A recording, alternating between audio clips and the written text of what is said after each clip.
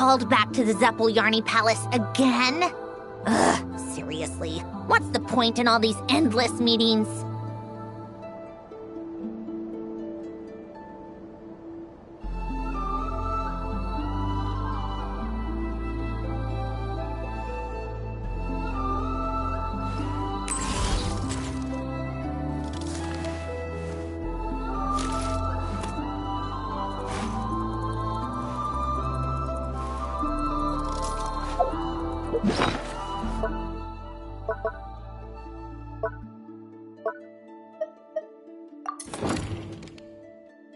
To this tea party.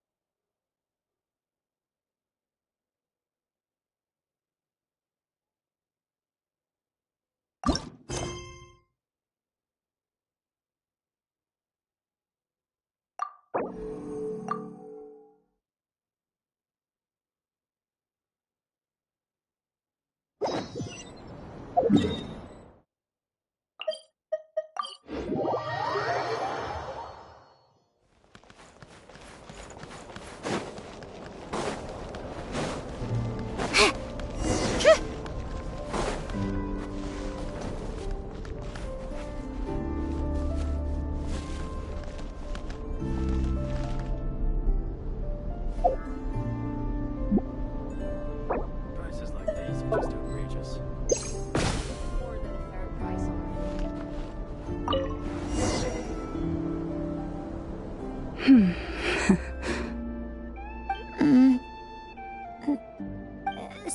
So, how have the Frost Moon Scions been faring lately? Quite well.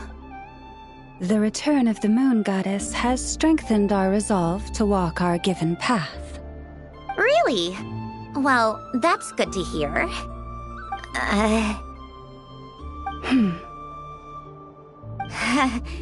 I suppose we really do have nothing to talk about. I'm afraid that is because there's far too much history between the Frost Moon Scions and the VIII. Speaking purely for myself, I'm grateful for your efforts in protecting Nodcry and welcoming back the Moon Goddess, Miss Snezhnaya. But as for your associates... I understand. For various reasons, we failed to establish friendly relations. Or even mutually beneficial ones. But the VIII no longer seek to take anything from the Frost Moon Scions, and I have reminded my subordinates not to make things difficult. From where I stand, seeing as we're neighbors, even if we can't coexist in perfect harmony, it would be nice if we could at least treat each other with mutual respect. I'm afraid that will take time. Undoubtedly. But we can start by taking one small step at a time. Would you like to try this herbal tea I prepared? Oh, herbal tea?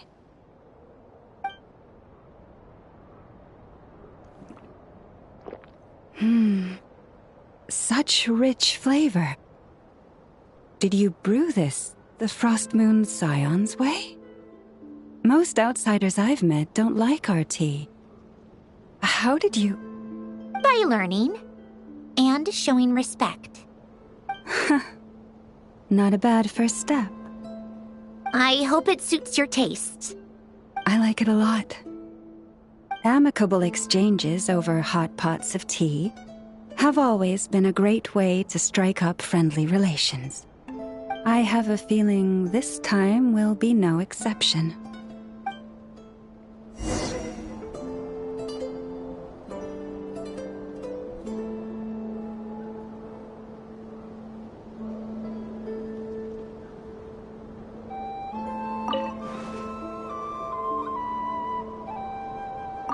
A truly delicious herbal tea, Miss Snezhnaya.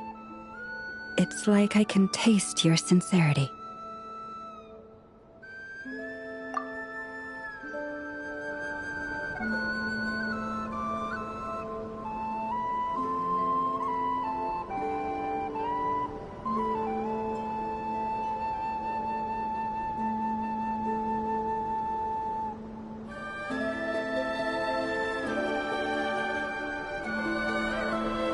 A truly delicious herbal tea, Miss Snezhnaya.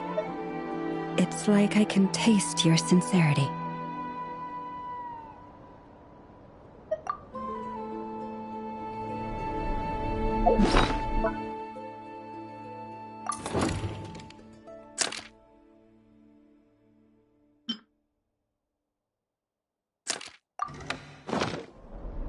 A truly delicious herbal tea, Miss Snezhnaya.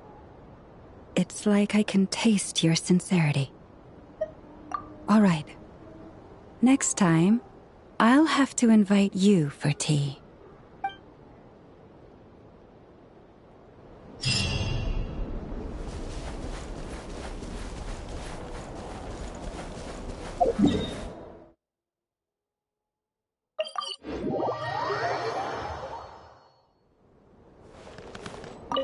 There. All better. Next time, if it's too heavy, don't try and lift it. Acting tough isn't going to solve anything. Now, if you injure yourself again, or if there's an emergency, you know where to find me, okay? Off you go now. Oh, actually, one moment. Take this twig. I picked it up by the roadside. It seems nice and sturdy. Of course.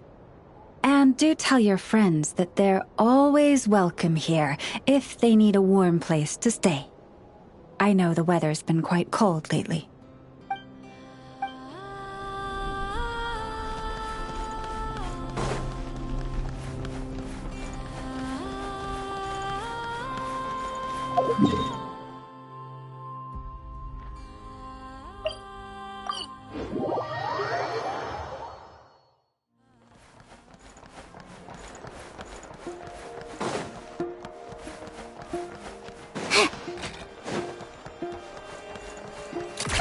Keep up.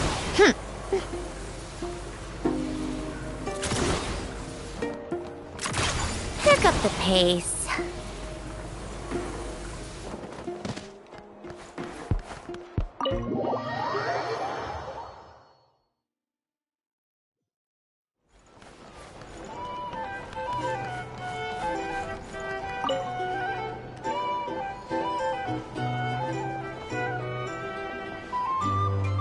Hey, if it isn't the Traveler! Didn't expect to see you here. This surprise meeting is pretty sick. I should spin it into a tune right here. I sure am. Having a ball, to be honest. Fun is where the inspiration lies. Most of my songs might be about rebellion and breaking down prejudices and all that, but that doesn't mean I have to beat a serious rhythm all the time. Too much of a downer really ruins the feel of a song. You gotta keep it bright sometimes, you know? You gotta relax and recharge. That way, you'll be ready to kill it when it's time to perform. I guess I'm hoping for some sort of unexpected breakthrough? I've been so focused on writing new material, but everything I come up with feels old and stale. I need something new. So I decided to take a holiday to try escaping this prison I've built for myself. My last stop was Fontaine, where I saw a magazine with some photos of Nod Cry. It got my creative juices flowing, and I was itching to find out more. Well, after looking into it, it turns out the whole atmosphere and way of thinking out here are like nothing I've encountered before. There's some group called the Frost Moon Scions who lean into some pretty far-out instrumentation.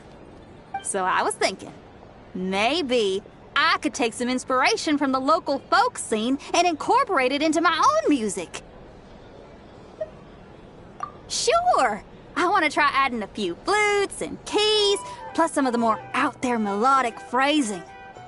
Obviously, I can't just flip genres completely. Still gotta keep the core lyrical and musical themes intact. Anyway, when I got to Nasha Town, I bumped my guitar case on some corrugated iron, and it made this really funky sound. I got this sudden flash of inspiration. I shouldn't just be looking for new instruments to improve my music. I should be trying to enhance my guitar's timbre, too!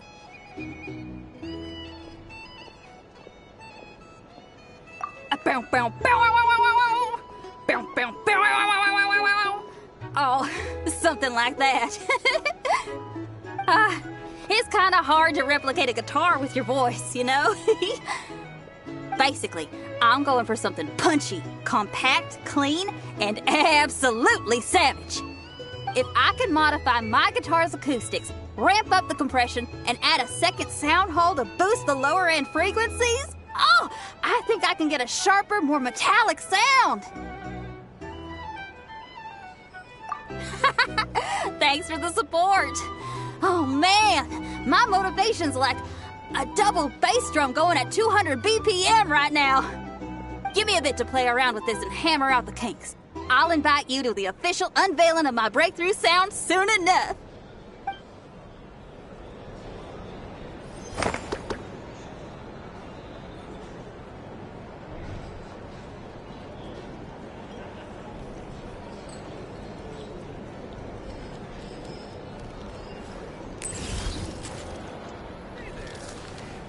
These are bounties. If you want to negotiate prices, go find a few. Here's the thing. You can't live life. Huh. What style should I aim for with my next song?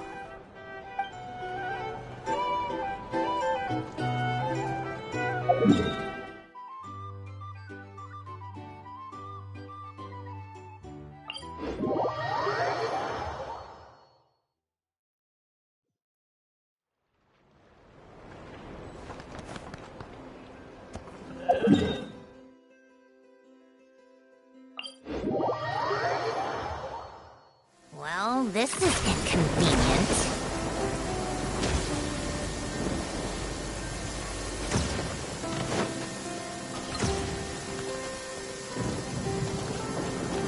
How tiresome.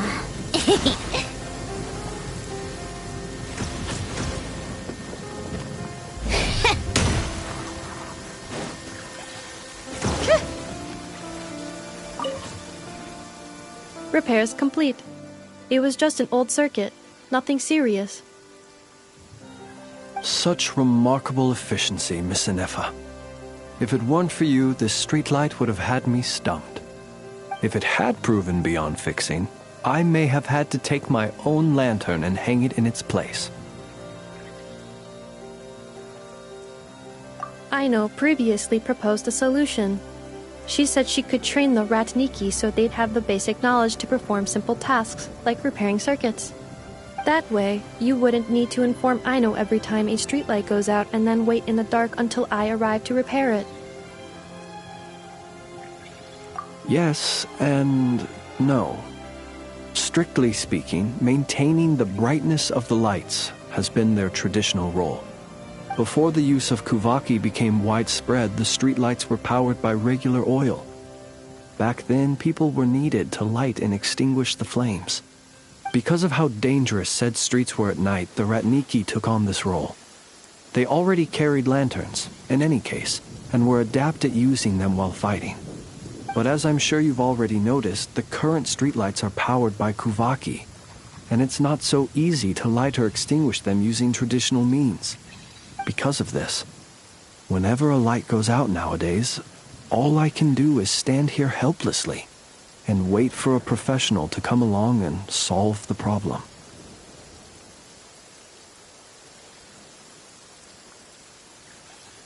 Aino organized an engineering seminar, but all the Ratniki made excuses to leave halfway through. They said things like, "I have an urgent task," or "I need to go on patrol," or "It's time for me to make a report." I didn't leave. It is, after all, disrespectful to the host to leave a seminar early. True, but the biscuits you brought were too much of a distraction for Aino. she stopped teaching completely. And then I was so busy trying to stop her from eating that I could not take over the seminar. So please, the next time you attend a class of any kind, don't bring anything sweet that might attract Aino's attention. And don't bring any toys either. I promise I won't. Please say it in full. The last time you promised not to bring anything sweet, you brought a toy, and Aino was completely unable to continue. I promise I won't bring anything sweet, any toys, or anything else that might unduly divert Miss Aino's attention. That's better. I'll notify you when she next holds an engineering class. For now, I have to pick some laka berries for her. Goodbye. Traveler, do you know of anything else besides sweet treats, toys, and small fluffy animals that might keep Miss Aino quiet for a while? Half an hour shall suffice.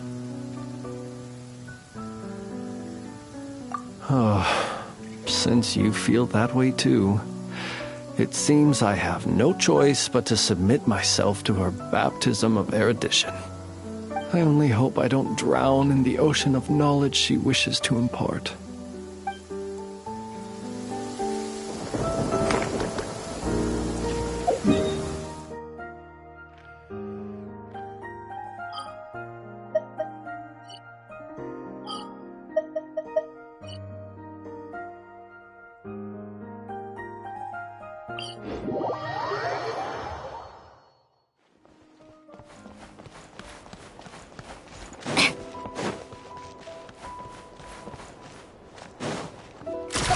Keep up.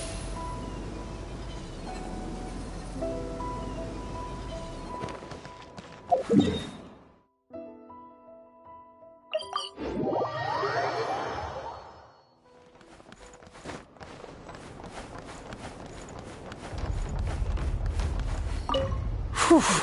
Busy. Time to compile the reports and send them out. Gotta make sure we're all on the same page. Let's see, who needs a copy? Squad leader Olaf, who's out in the field pursuing the wild hunt.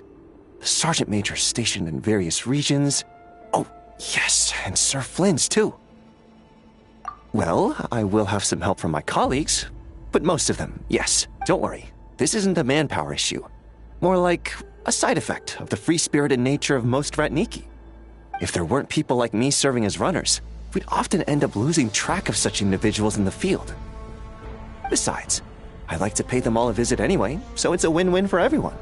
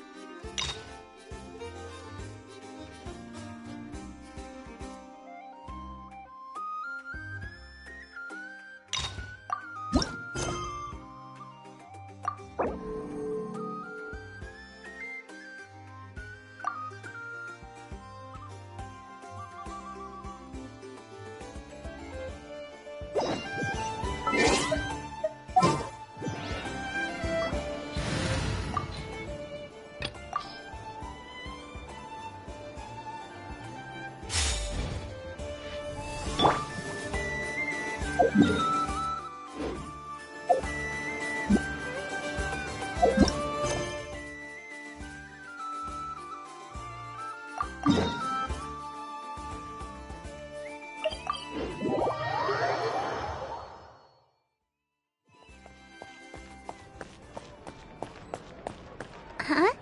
Do you also see Navia and Clorinde over there? They look like they might have run into some kind of trouble. Let's go check out what's going on!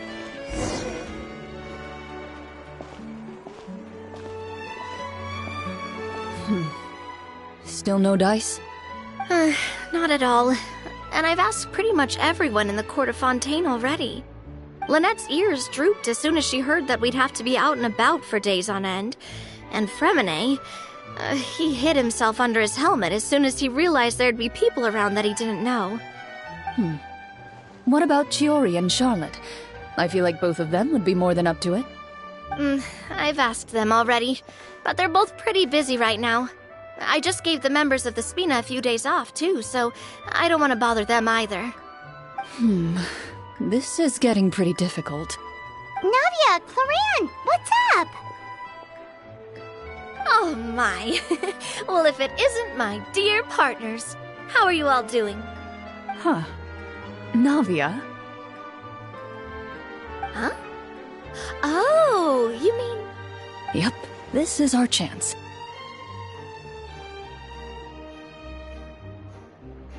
Do you need our help with something?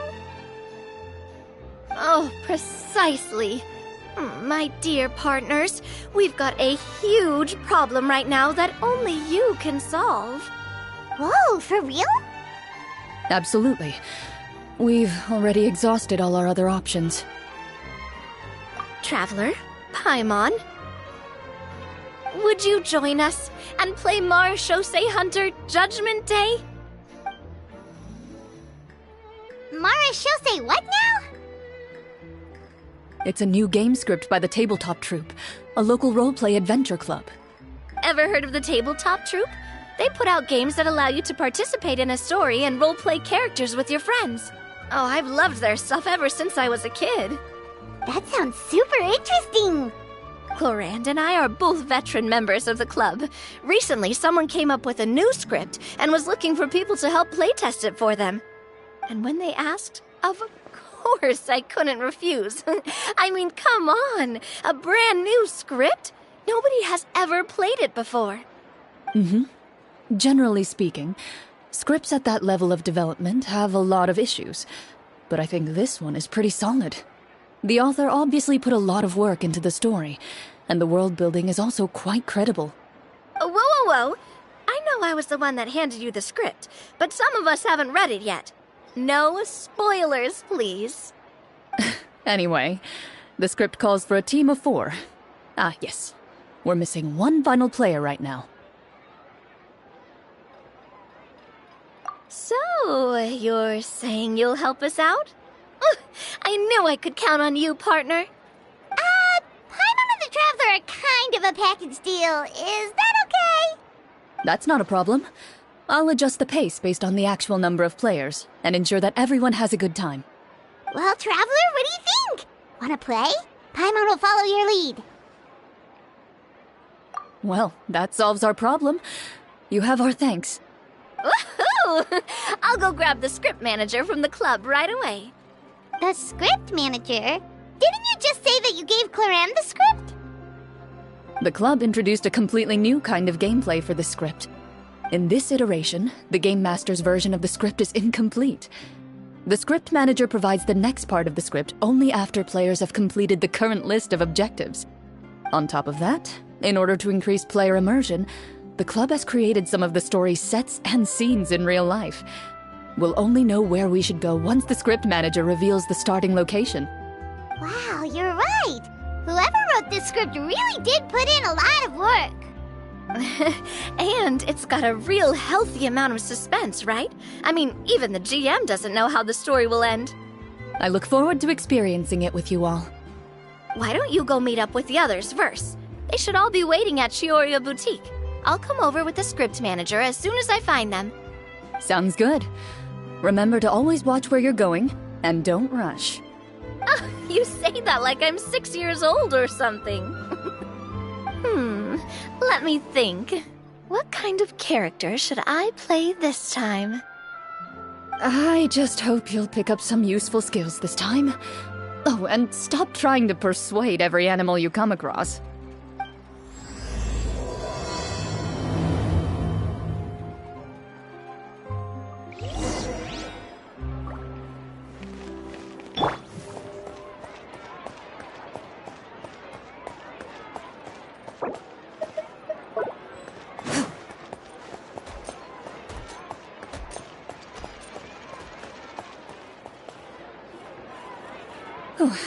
Sorry to keep you waiting.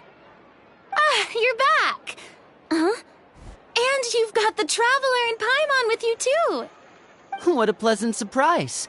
I assume you'll be joining us for the game then?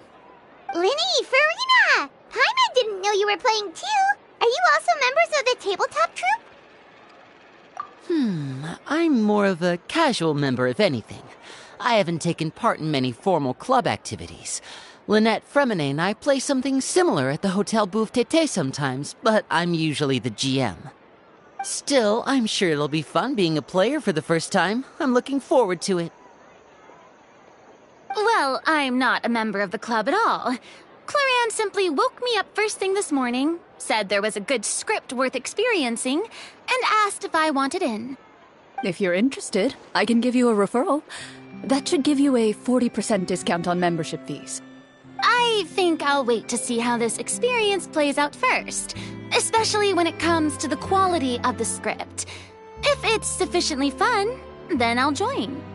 Do you participate in a lot of tabletop troupe activities, Clorinde? You could say that. She's actually one of the few senior game masters of the troupe. Right. I knew about that even when she was still my subordinate.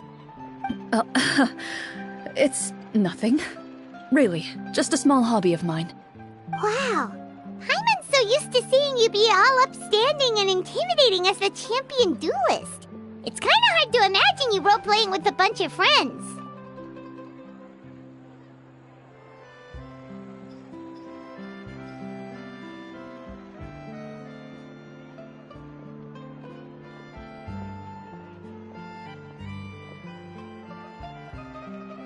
Surely you jest. I would never intentionally make things difficult for my players. I maintain a clear boundary between my professional and personal lives. The me you see at court represents the law and order of Fontaine. I put all personal feelings to the side and grant a fair duel to all who seek to defend their honor. But in my personal life, I'm just an ordinary person. Someone who feels anger and sadness, just like everyone else. Well, you say that, but for all the time I've known you, I don't think I've ever seen you cry.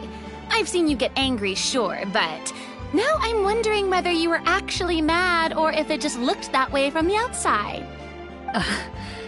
I was probably in work mode during those times. Is that so? Well, in any case, I just feel like even in your personal life, you don't get emotional very often. So you want to see me cry? That might be a little difficult. A show of anger, though, that might be something I could accomplish. No, that's not what I meant.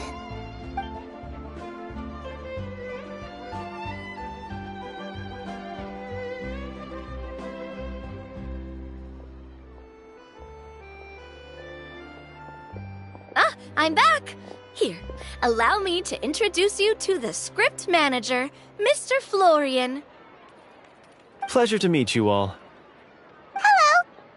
Wait, are you a champion duelist too, Mr. Florian? Oh, no. This is just the costume provided by the club.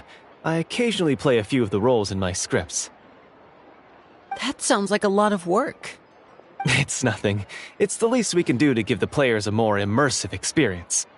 Anyway, allow me to give you a brief introduction of the script. This script was adapted from the real history of the Marechaussee Hunters. You all will play the role of hunters from a bygone era and resolve a series of events unfolding in the capital. Paimon's not super familiar with the history of the Marechaussee Hunters. Is that a problem? Oh, no problem at all. I can give you a brief rundown. So, basically, Marashose hunters were people who dedicated themselves to hunting monsters and protecting the city by using a special swordsmanship technique passed down over generations. Their story can be traced back to the ancient Remurian dynasty, as well as the first hunter, Cassiodor. But I'll leave the finer details for you to seek out and discover later. Mm-hmm. And I'll provide additional commentary as the story progresses. In that case, brave hunters, are you ready to set out on an unknown adventure? Whoa, just one sentence and it's like we're in the story already! Aha, I see many a determined gaze before me. Very well, head over to this location and begin your heroic journey. So, as we follow the story, it leads us to specific scenes? Ooh, sounds pretty innovative. What does the message in the envelope say? It's the exact location of the scene, as well as the formal permission to use the venue. Seems like they have everything prepared. Please check all your belongings, everyone, and make sure you haven't forgotten anything. Once you're ready, please follow me to the designated location. Sounds good. Hunter Squad, move out!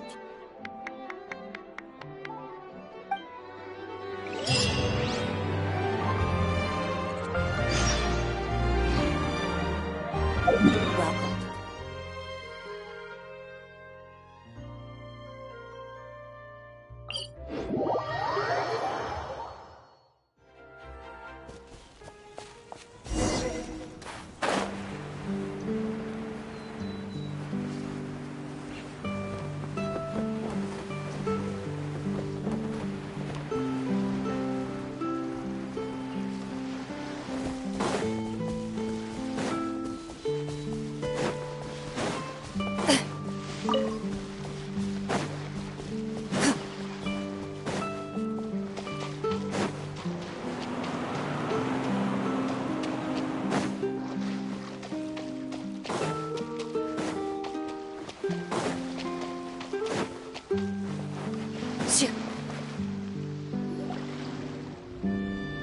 Whoa, they really have thought of everything. Even the phaetometer is here and ready to go for us. The phaetometer? What's that? It's a card that's used to determine action success or failure. We'll need to use it when we try to use certain skills. And what about all the dessert and tea? Is that for us as well? That's what the message said. Really? That's so nice. It feels just like a tea party with friends. Those snacks have Paimon's name written all over them! I think you might be more of a snack hunter than a Marashose hunter, Paimon. Snack Hunter Paimon reported for duty! If there are delicious snacks to be found, Paimon will track down every last one! The desserts are great. But I'm still looking forward to the story more than anything. Very fair. Then, let us begin. First, please pick up the blank character cards in front of you, and write down your name and profession. You can find an abbreviated version of the rules printed on the back of your character card. If you have any questions, feel free to ask me. In this story, everyone is a Marashose hunter. To reflect this, the club has prepared a small badge for everyone. Ooh, nice! As hunters, you have proficiency in swordsmanship and fighting by default, so there's no need to allocate any additional skill points to those areas. Swordsmanship? So there's a fighting part to all of this? Paimon's not sure she can do all that on her own. Maybe Paimon can just stick with you? Why don't you share a character card then?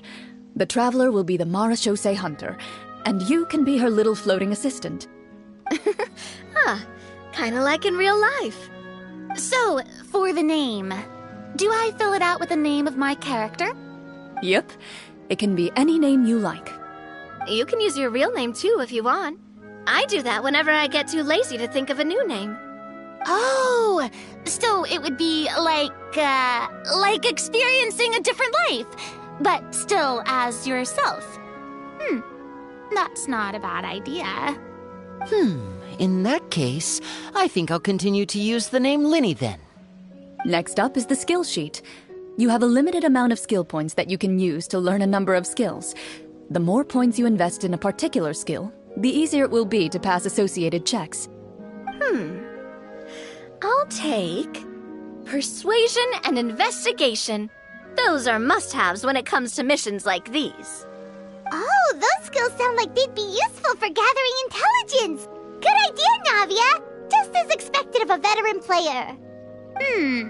So, should we also take those skills then? Not necessarily. Since we're working together as a team, we could leave the negotiations to Navia and use our skill points to pick up other useful skills. For example, I think I'll take stealth and sleight of hand. That will give us more options if we run into any situations we can't negotiate our way out of. Oh, interesting. I wasn't thinking about it like that. I suppose it's not so different from an acting troupe. Everyone has their own role to play. Let me see. I'll take art and performance. I'm not quite sure what use they'll be, but I'm not as knowledgeable about the other skills, and I am not too confident I'd be able to roleplay them well. Well, that leaves us. What do you want to learn, Traveler?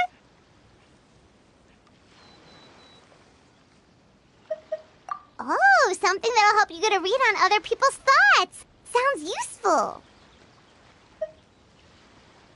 Ooh, so you want to help people when they're injured. That's nice of you.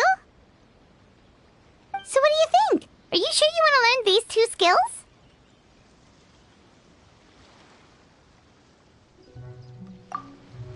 Let's see. Oh, looks like you each have enough points to choose one final skill. You've all picked such classic skills. It's fine to go a little bit out of the box, you know. Why do I get the feeling she's getting ready to cause trouble? For example, this one here. Summon. Doesn't it sound super mysterious and cool? Oh, I saw that one just now as well. The description says, this skill can be used under certain circumstances to summon characters or creatures that fit the script's world-building rules. The script's world-building rules, huh? But how are we supposed to know what a Marashose hunter can summon? Oh, that's not for us to worry about, my friend. Just learn the skills that interest you, and the GM will take care of the rest. All right, you've convinced Paimon. Let's learn summon then. Paimon can't wait to see what kind of thing shows up. Well, now that everyone's more or less finished creating their characters, we can begin. Since 2 of our players are doing this for the first time, though, let me ask. Would you like to play on easy mode or authentic mode? What's the difference between the 2? Well, in role-playing games, the story sometimes changes based on the decisions of the players and the results of the fatometer. For example, if you fail a check, that means you cannot use the target skill in that scenario. A critical failure may even result in further negative consequences. If you choose to play in authentic mode, every time you elect to use a skill, you'll need to use the fatometer to see whether you succeed or fail, and face any consequences that may follow. If you choose easy mode instead, every check will be successful by default, and you won't have to worry about luck playing a factor.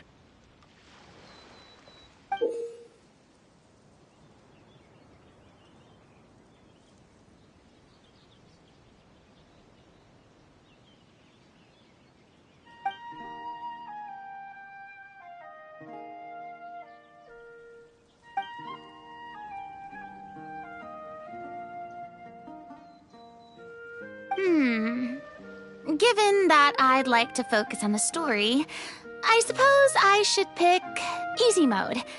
I'd feel bad if I brought the team down by failing my checks. Huh? Oh, come on. Don't worry about that. RNG is the lifeblood of role-playing games. I'm going with authentic mode for sure. Never knowing what you might have to overcome. Ugh, doesn't that sound exciting? I'd rather be mentally prepared for what might happen. All right, then I'll mark down Farina for easy mode. All her checks will be successful by default. As usual, Navia and Linny will play on authentic mode. What about you, dear partner? How would you like to play? Are you sure? Trust me, you'll see the beauty of RNG. Honestly, I don't think Clorinde would make things too difficult for us no matter what the Fatometer says. Isn't that right, Clorinde? No promises. That wasn't super reassuring. Well, anyway, enough talk. Let's get started. I want to experience at least a good chunk of the story today. Speaking of the story, why is the beginning scene on a beach? Well, that's because... a long time ago, back when human civilization was still in its infancy, powerful demons and evil sorcerers ruled over the land. They created a host of monsters and sent them to slaughter all humans in existence. Soon, a group of human rebels banded together. With their swords raised, they swore to brave the darkness, and in doing so, subdue each and every monster that sought their destruction. They became known as the Marachose Hunters.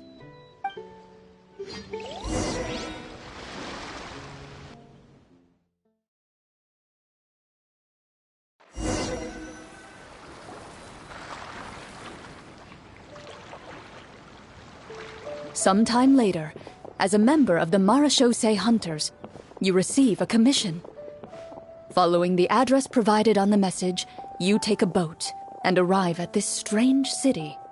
As you inhale, you can taste the slightly salty air of the docks as you begin to survey your surroundings. There aren't many people in the vicinity, but you do take note of a few others who, like you, seem to be sizing up this place.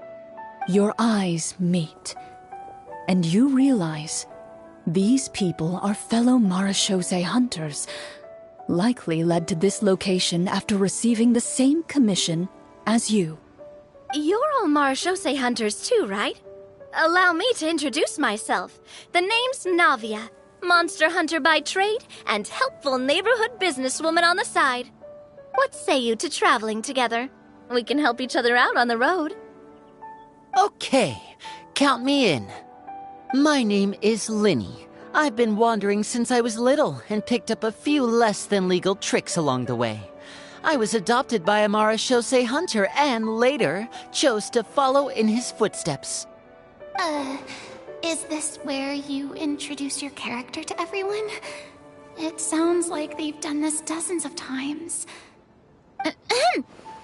My name is Farina, and, I grew up in a noble family. I always had a strong interest in performance and the arts.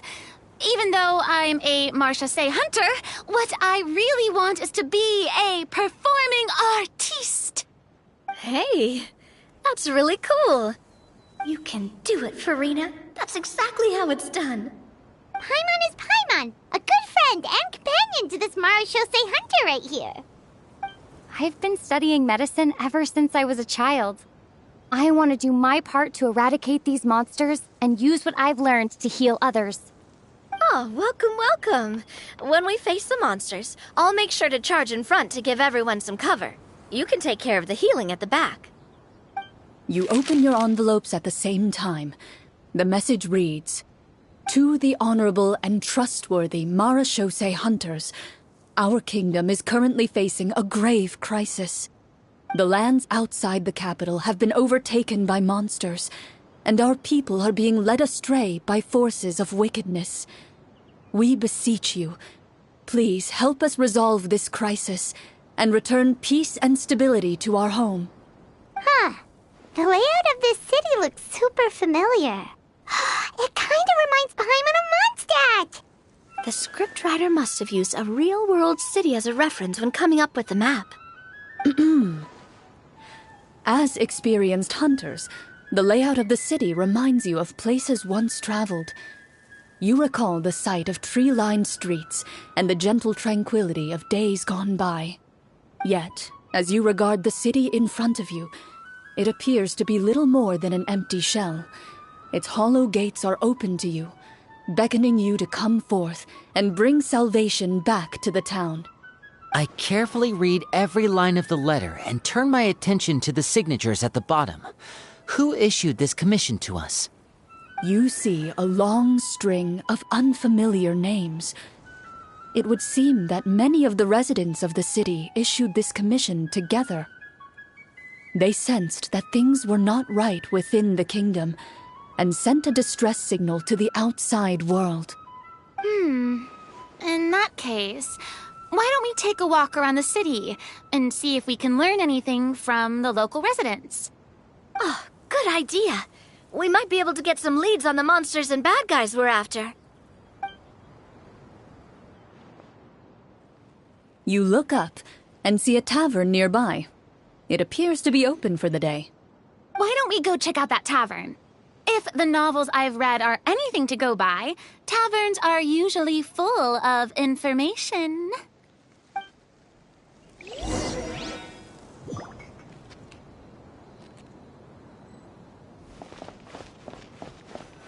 As you approach the tavern, you find a plainly dressed woman standing nearby. She appears to be rather troubled about something.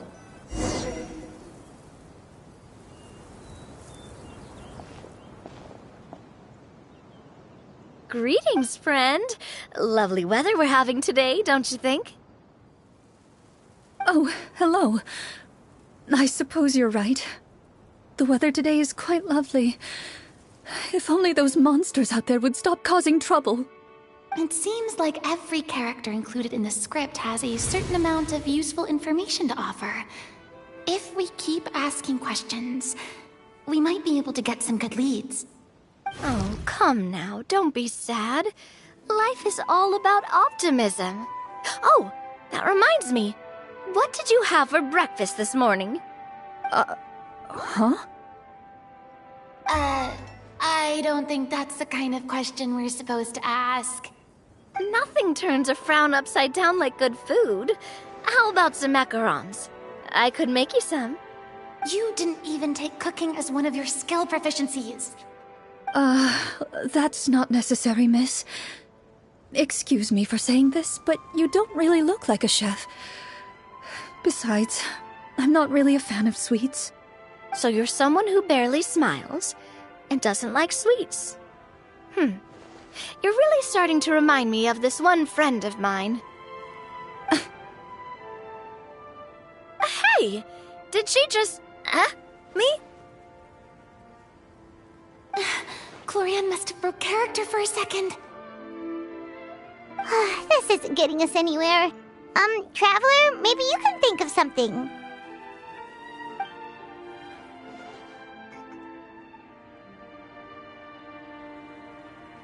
The results of insight checks aren't disclosed to the players, so I'll be the one consulting the phaetometer.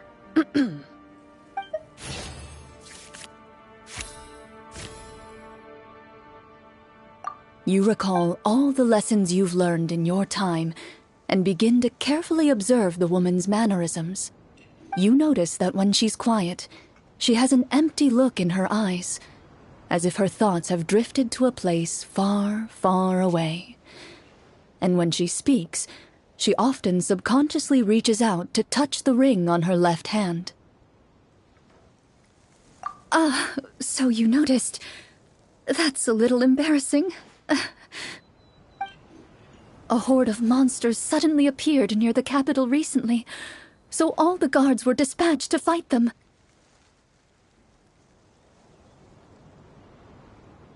Do you remember when those monsters appeared? I'm not completely sure. All I know is that my husband was dispatched to fight them 3 days ago. Do you know where he was sent? It all happened so fast. When we said our goodbyes, he couldn't even tell me where they were sending him. You have our thanks, friend. We'll find and defeat those monsters as soon as possible. We sincerely hope your husband will be able to return to your side soon.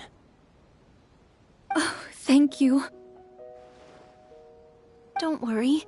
We'll find him. Just try to remain optimistic and wait for good news. We don't always get to choose what happens to us. But we do get to choose the little things like what we eat and how we respond to the things life throws our way. I hope that one day, you too will recognize the power of something as small and inconsequential as a delicious dessert. I'll do my best.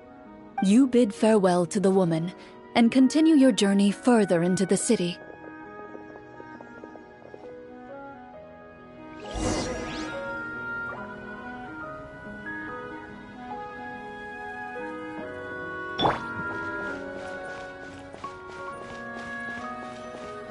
As you venture further into the city, the streets appear largely empty. An elderly woman walks past.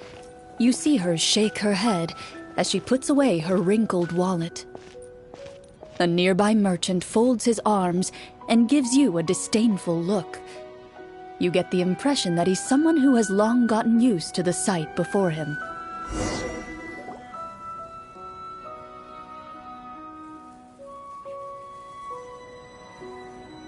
Although he doesn't seem very friendly, merchants are usually a good source of information, right? Pardon me, sir. I'd like to ask a question if I may. That depends. How much are you willing to pay? How about this much? What do you take me for? Some lowly beggar? You can't even buy half an onion with that amount. Surely an onion can't be that expensive, right? What do you know? War's nearly upon us. Everything costs several times what it did before. If you're not gonna buy anything, then scram. Whoa, what a nasty guy. Maybe we shouldn't even bother talking to him. But he still might have information we need. Traveler, can you think of something? Sir, we came to this city to solve the very problem you seem to be referring to. The war you mentioned, would it happen to be against the monsters outside the city? If you happen to be well informed and know a thing or two about what's going on, we'd appreciate it if you could share that information with us. After all, the sooner this problem gets resolved, the easier it will be for you to do your business.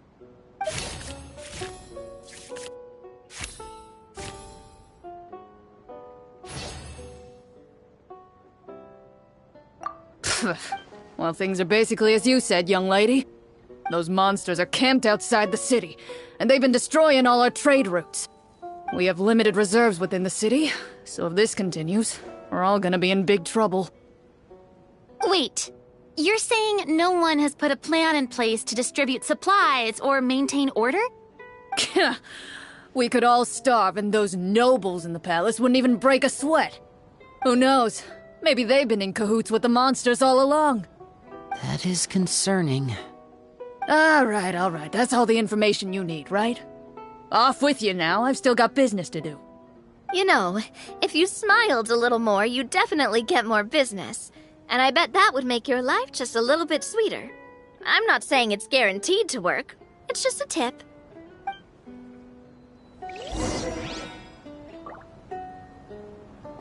Should we try to go somewhere with more people? Oh, how about the city square? Follow me.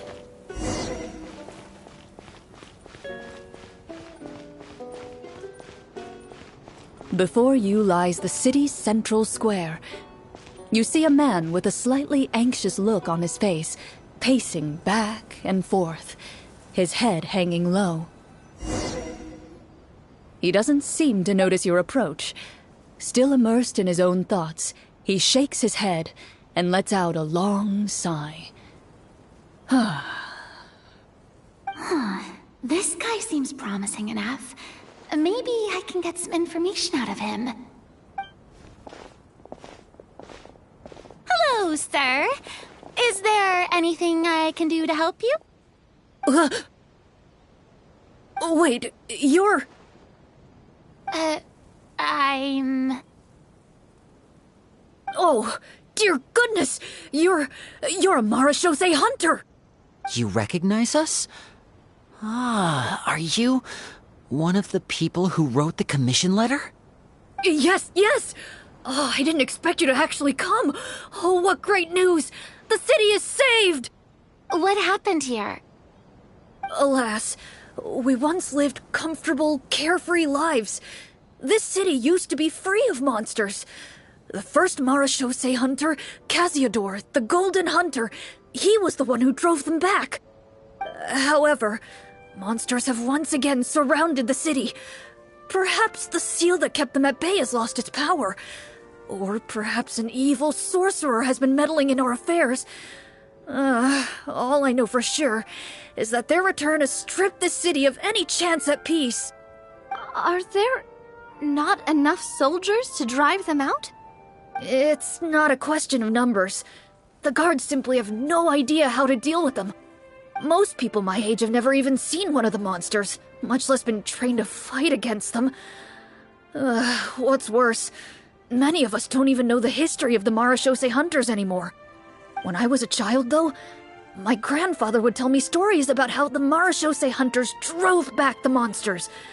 So, on the off chance that something might come of it, I decided to reach out to you. To be perfectly honest, I was starting to think all those stories were just tall tales. But now that I've seen you in person, I finally know that it was true! Well, you can rest easy, friend. The righteous and formidable Marachose hunters are on the case. The man is touched by your determination and resolve. His eyes begin to well with tears of relief. Still, if we are going to hunt the monsters, we need to know where to find them. Can you give us any leads? All I know is that the area outside the city is dangerous. I'm afraid I can't point you toward a specific location.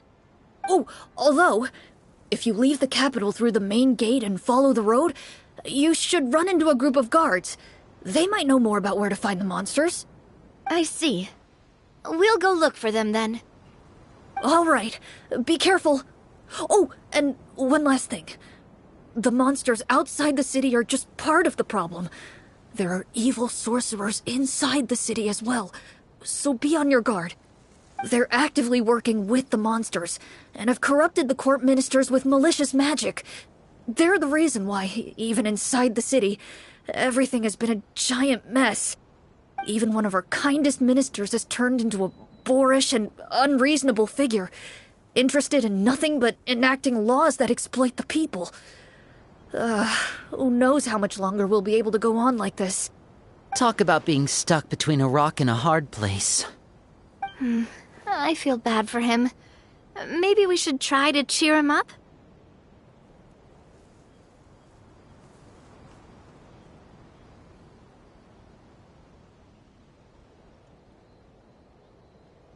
Huh?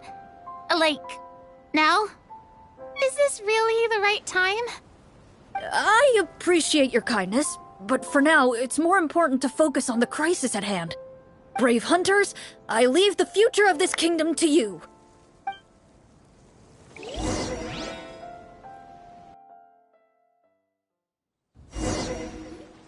If I understood correctly, there are currently 2 problems in the kingdom that need solving, right? Exactly. We need to defeat the monsters outside the city and take down the evil sorcerer stirring up trouble from within. But which problem should we tackle first? Well, this seems like a good moment for a break. Take some time and discuss what you want to do. Let me know when you've made your decision. I really didn't expect the people in the city to keep us at arm's length like that. I totally thought the hunters would be treated like heroes.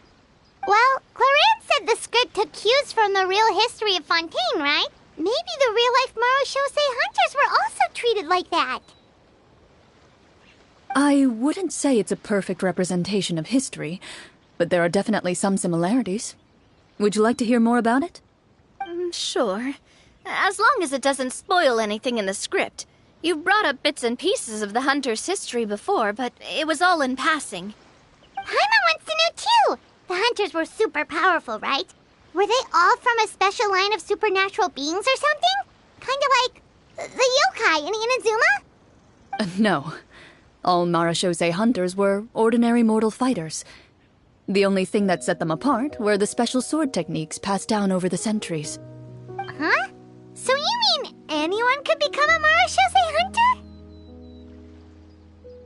In theory, yes. All you would need to do is survive the rigorous training and master the swordsmanship techniques required to fight the monsters. Still, most people dropped out at the early stages, and others called it quits the minute they saw a monster in person. To become a hunter, you must be strong in both body and mind. What kind of monsters did the hunters fight exactly?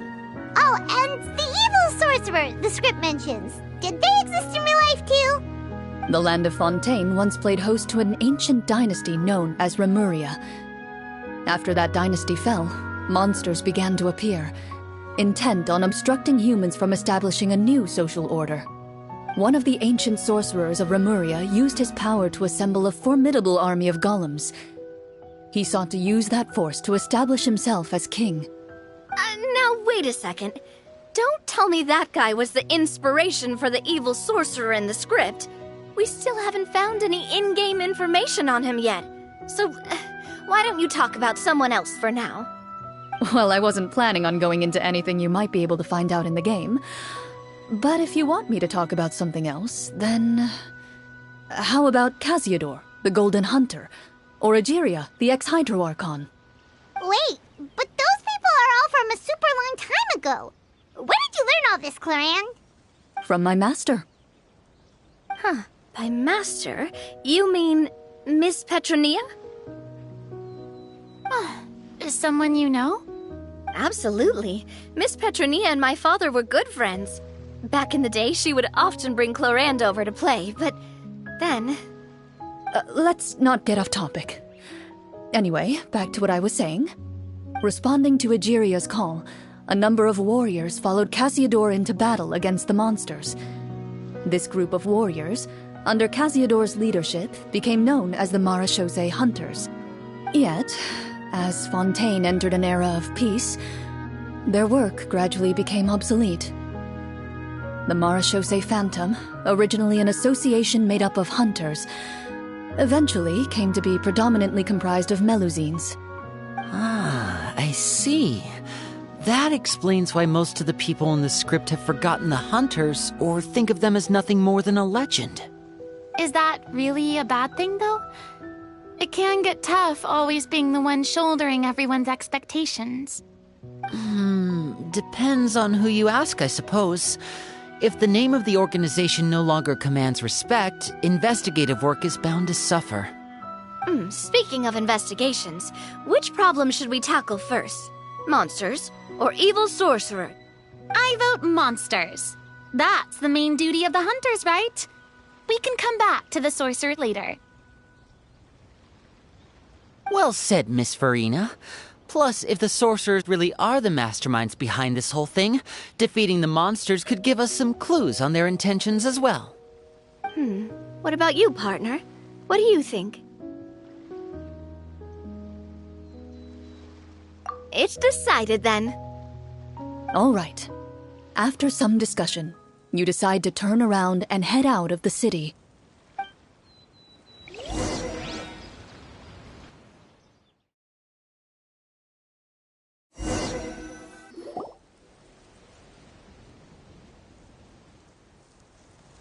Let's take a look around, like that guy said.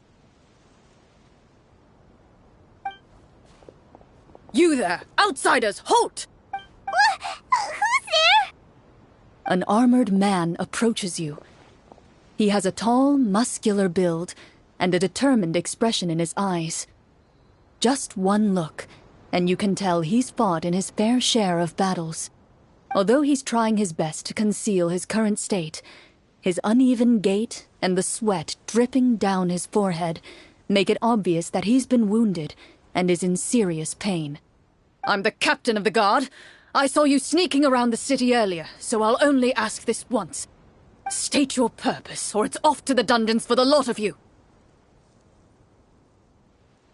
Wow, it's been a while since someone's been this suspicious of us. I said talk, not whisper between yourselves. Have you ever heard of the Marchese Hunters? Marachose hunters? Ha! That fairy tale, you mean? What, you expect me to believe you're one of them?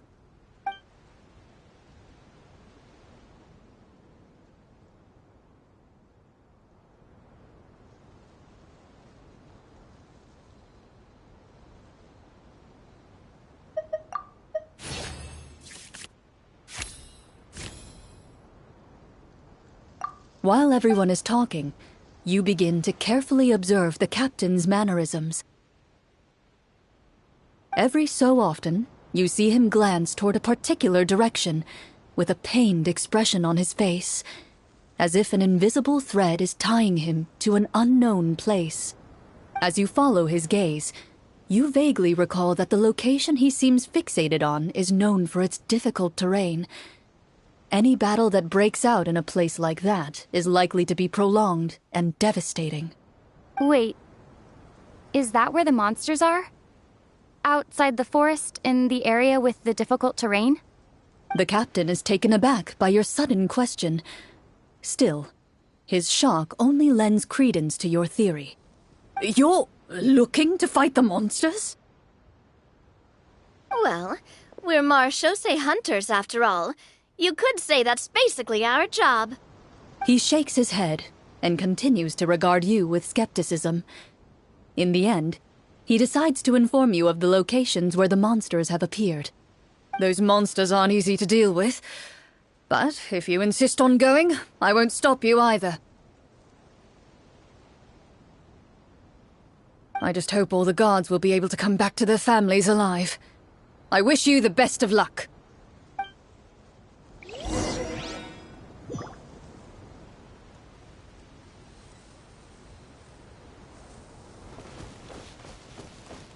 Based on what the captain said, the monster should be right up ahead. Let's go. Hopefully we're not too late. As you approach the battlefield, you see numerous people lying by the side of the road. They appear to be dressed like guards. Their faces are filled with desperation and terror. Some are screaming and cursing in vain, as if still trying to banish the monstrosities they saw from their minds.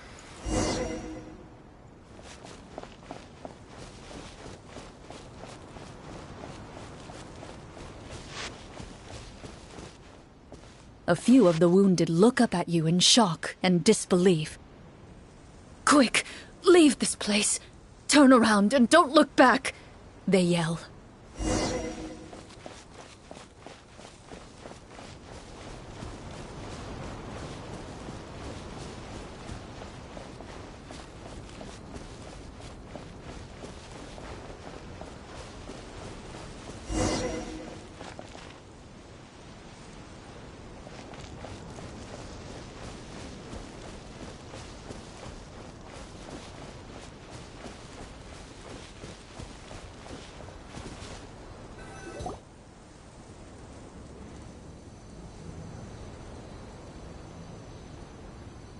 This is the place he mentioned, right? You see broken iron swords scattered all around you, and downed trees riddled with terrifying claw marks. All the signs point to one thing. A truly devastating battle just took place here. Be on your guard, everyone. The monsters might still be around.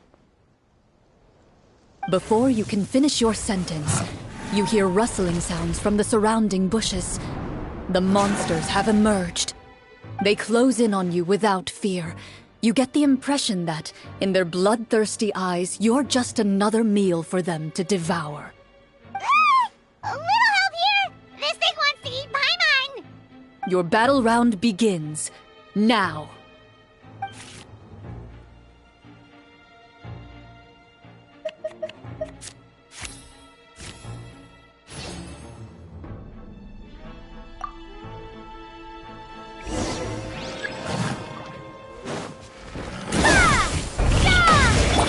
Strike a pose!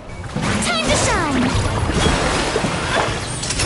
Let's get this show on the road! The next battle round begins now. Feeling lucky? A proper send-off from Messina with love.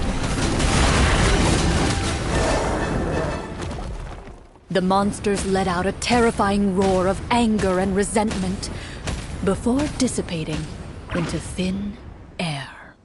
Oh, thank goodness it's over. We're lucky the Marashose Hunter class came with all those preset skill points. Otherwise, we would have been in some real trouble. I never knew the Fatometer even determines the amount of damage you inflict. If you get unlucky, isn't it just game over right then and there? That's part of the fun. The uncertainty of fate is what gives these games their appeal. Just as you begin to celebrate your victory, a suspicious lump on the ground catches your attention. A suspicious lump? Wait, could it be the thing that appears after every battle? I walk up to it, crouch down, and begin to carefully examine it. I've still got my right glove on, so it should be fine for me to touch it, right? As you investigate the mound, you discover that the exposed portion appears to be made of wood. It was previously obscured by the large form of the monsters. With the monsters gone, the small protrusion now awaits your discovery, poking out of the ground like a shy flower bud. Whoa, it's a treasure chest!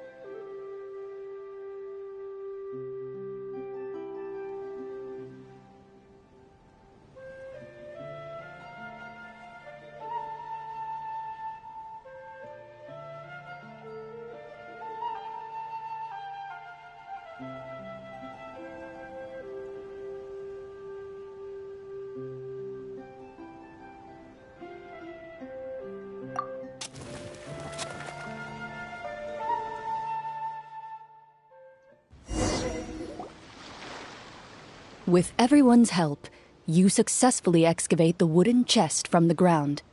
Even without opening it, you can tell from the mora and jewels scattered around the chest that it must contain quite the fortune. Makes sense. We worked hard for this. Let's open it and we can share what's I can understand your excitement, Paimon, but think about it. Doesn't it seem like there are people out there who need this treasure more than us? Yeah. Think about all the people suffering in the capital. Or all those guards who got hurt fighting the monsters. Wouldn't it be better if we gave the treasure to them? Wait, is that how it works? Paimon thought since we were the ones to dig it up, we could just take it for ourselves. Well, let's put it this way. Any decision you make during a role-playing game can impact the future course of the story. But would the people really believe us? It's hard enough for us to prove we're Marchese hunters. What if they think we procured the treasure illegally? They might get even more suspicious of us. That's definitely something we should consider. Maybe we can come up with an explanation in advance. Well, if donating it could cause that much trouble, why don't we use it to buy some gear and fill up on good food? Then we'll be ready to fight even more bad guys. Looks like you're facing a difficult choice once again. Well, it's getting late. Why don't we call it a day for now? Wow! Where did the time go? I'm not sure if it's because I'm having so much fun with you all or because the story is particularly enticing, but I feel like I could almost keep going. Here, here. Ooh, how about we play through the night? I'm not sure I'll have enough energy for that. Yeah, that won't work for me either. Lynette will give me an earful if I get home too late. I understand how you feel, Navia, but we have to change venues for the next part of the story anyway. Huh? Another location? Mm-hmm. There's a special note for the GM at the end of this section that says to proceed to an indoor set for the next part of the script. Whoa! They really pulled out all the stops for this new script. Well, even if we end the game for the day, we can still stay a little longer and hear Clorinde finish her story, right? Paimon wants to hear more about the history of the Hunters.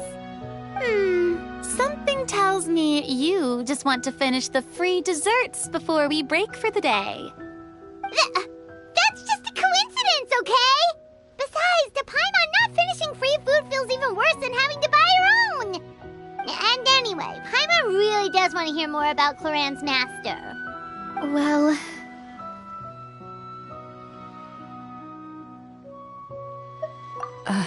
It's nothing. I appreciate the concern, but it's all in the past. It won't do any harm to share these things now.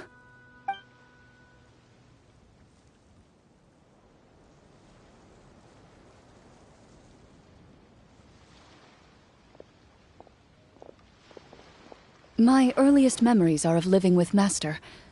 According to her, she saved me from certain people of ill repute. My birth parents had left me behind some time before that. What a heavy beginning for a life story. Master was a fascinating individual, if inexperienced in the ways of raising children. My first ever toy was a short sword. Although I suppose it wasn't so much a toy as something Master removed from her waist and handed to a noisy child in need of distraction. Oh, wait, so she handed an actual sword to a child? Isn't that dangerous? Did you hurt yourself? Of course I did. I cut my palm and bled quite a lot. But Master was not concerned. She just stood there and casually lectured me about it. See, that's what you get for not holding the sword properly, she told me. She then crouched down next to me and said, "Give me your hand. I'll teach you to bandage this wound. After that, it's time to learn how to truly hold a blade." Excuse me for asking this, Clorinde, but how old were you exactly when all this happened? Probably around, 3, give or take. 3? Isn't that when most kids are still struggling to hold a fork? As I said, Master was rather inexperienced in the ways of raising children. She believed trial and error was the best way to teach a child what they're capable of. I'm not so sure this is a question of experience. I didn't see anything wrong with her ways at the time. And anyway, children don't get to choose how they're raised. Oh, she did bring me back a pet from Liyue once. It was a Geovishap hatchling. A Geovishap hatchling? For a pet? That seems even more dangerous! What she said was this. Make sure to get along, you two. If you really can't agree on something, just settle it with a fight. Whoever loses is the real pet. And how old were you when this happened? 5. Well, did you win? No, I lost. So, you're saying you actually became the Geovishap's pet?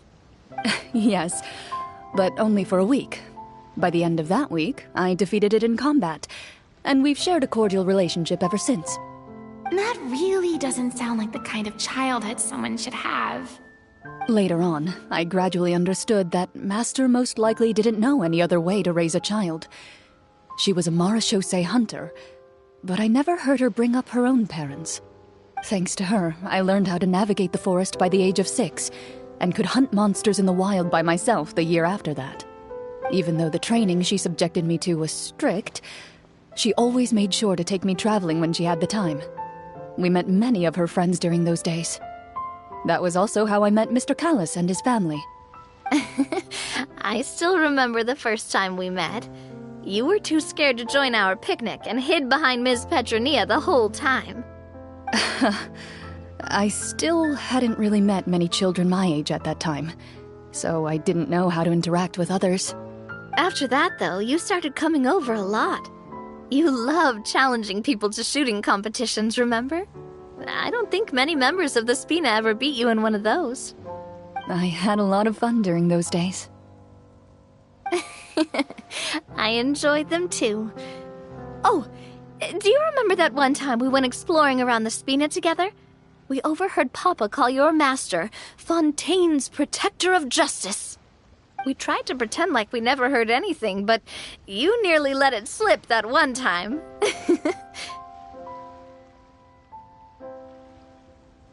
Protector of Justice? Oh, wait, you mean that vigilante hero from 20 years ago? The one who is always active at night? Yep, that would be her. She often would put on a black cloak and go out at night. I never knew where she went or what she was doing. Until, like Navia said, we overheard the truth from Mr. Callis that night. 20 years ago, huh? I still remember the guards leaving all kinds of witness reports about her on Nervalette's desk. My apologies. Oh, there's no need to apologize. You had nothing to do with it. And anyway, everything she did was for a good cause. Although, calling herself the Protector of Order was a bit much. Especially when she deliberately operated outside the law. Huh? When did the Protector of Justice become the Protector of Order? Oh, she had a bunch of code names. I heard she would just come up with a name on the spot whenever she was asked. Later on, she probably got sick of answering those questions and decided to stick to just 2. The Protector of Justice and the Protector of Order. That sounds like her, all right. I bet she forgot which of the 2 she'd use by the time she got back each night. Well, she certainly sounds like a fascinating individual. With her strong sense of justice, it's no surprise her student followed in her footsteps. It's true. I always wanted to become like her. Someone powerful, independent, and with a strong sense of conviction. But...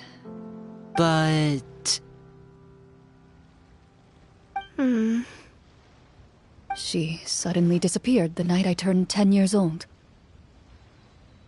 Disappeared? What happened? I have no idea.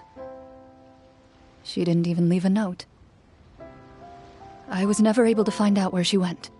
That night, I was celebrating my birthday at Navia's house. But Master never came to pick me up. When I returned home on my own, it was to an empty house. When she still didn't appear after a few days, I went to Mr. Callis's house to ask about her whereabouts. But he only shook his head. Papa probably didn't know either. I know he sent a few people to investigate the matter in secret, but they never found any credible leads. Don't worry, I understand. To be perfectly honest, given Master's personality and way of doing things, it all made a lot of sense. If I had to guess, I'd say she probably used it as an opportunity to force me to become independent. Just like how, when a litter of kittens reaches a certain age, the mother willingly leaves them behind. Were you upset, Clorinde?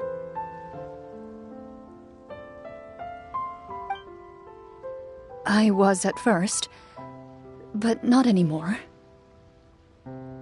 I don't believe Master would suddenly disappear for no reason.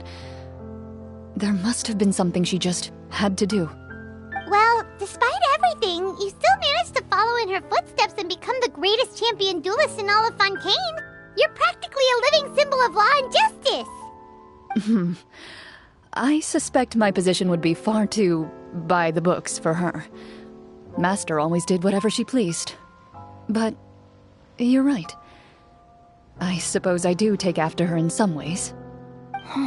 Who knew Clorinde had such an interesting past? I never had the chance to ask her about it before. I wonder if Clorinde's master were the champion duelist back then, would that duel against Mr. Callus have gone differently? Oh no.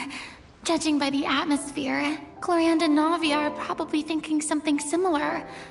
The mood just got super awkward all of a sudden.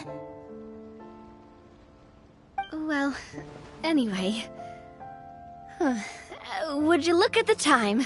It's getting dark, so we should probably call it a day for real this time. If we keep talking like this, we really will be here all night. I had a great time today, Miss Clorinde. Thank you for being our GM. Anytime. The script was good, but I've got to say, your childhood stories were even better. Hey, you should tell us more about that fight against the Geobishop sometime. Maybe your master was onto something. You could be right. What does she mean, onto something? I certainly don't know any 5-year-olds who want to fight a bishop in their spare time. Guess I'll head back as well. I need to save my energy if I want to continue enjoying the story tomorrow. You're that excited to hear about my fight with the bishop? I was talking about the script.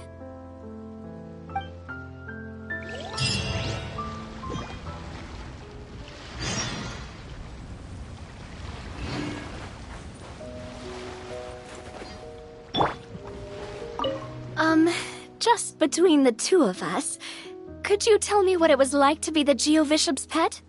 It was nothing special, really. Geobishops don't understand the concept of a pet. So, basically, it just headbutted me whenever I entered its territory. And that hurt? Yeah, it hurt. What, something you want to experience for yourself? Oh, I'm good. Thanks.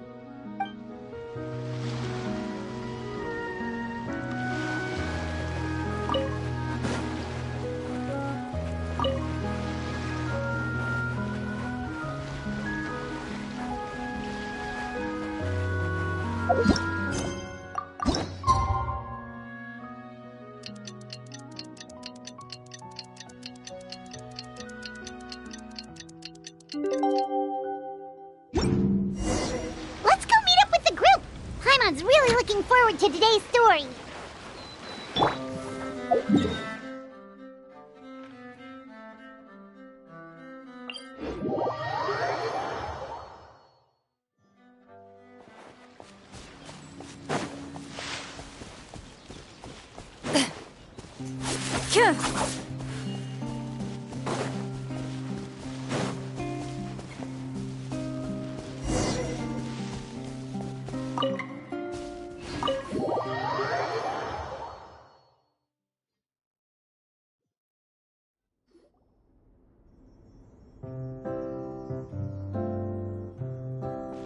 Looks like everyone's here.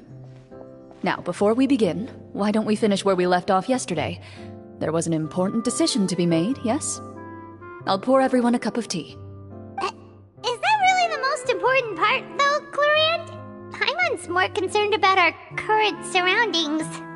Heavy walls, cold railings, dim lights. This is obviously supposed to be a prison. I admire the work put into the set. Still, it's obvious the scriptwriter has never paid a visit to the fortress of Meripede. So this set is going to be a part of the script? Unfortunately, that is something I can neither confirm nor deny. Anyone think Clorinde's smile is starting to look kinda scary? Well, whatever happens, we'll just have to push on. But first, we should really figure out what to do with this treasure. If we're worried about arousing suspicion because of our identity, why don't we give ourselves a different name, just like Clorinde's master did? Yeah, it might be better to keep a low profile.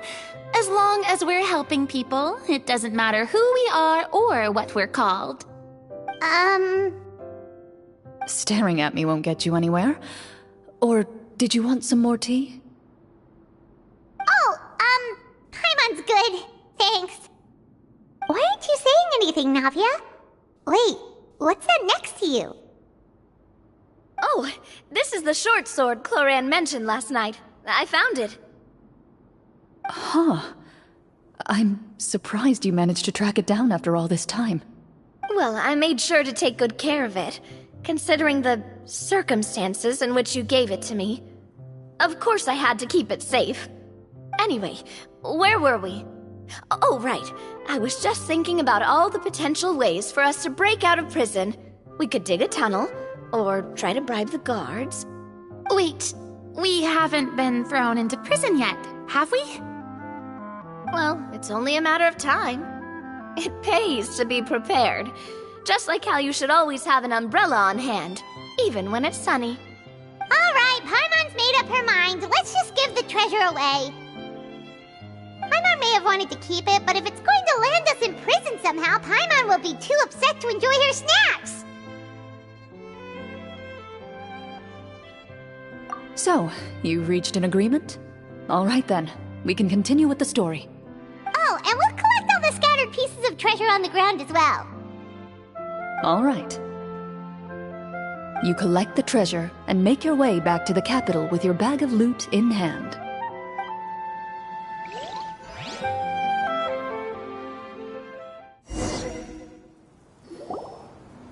The city is still shrouded in a gloomy, oppressive atmosphere, but your spirits are surprisingly high.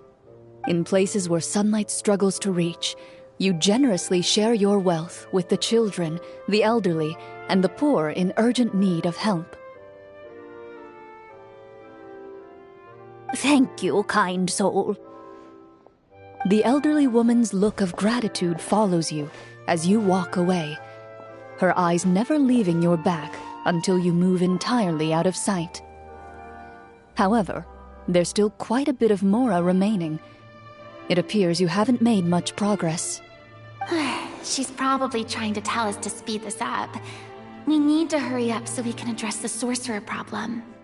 Should we go find that man again at the square? He seemed like a pretty responsible guy. I'm sure he knows the people here far better than us. Oh, good idea! Just as you start to make way to the square, intent on finding the man again, there's a voice.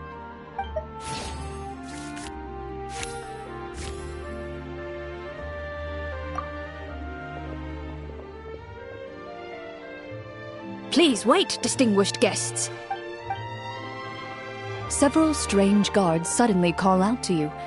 They run forward to meet you and proceed to politely pay their respects. Greetings, gentlemen. Are we being invited for afternoon tea? Surely you jest, my lady. That would not be our place. It is His Excellency the King who requests to meet with you. Please come with us.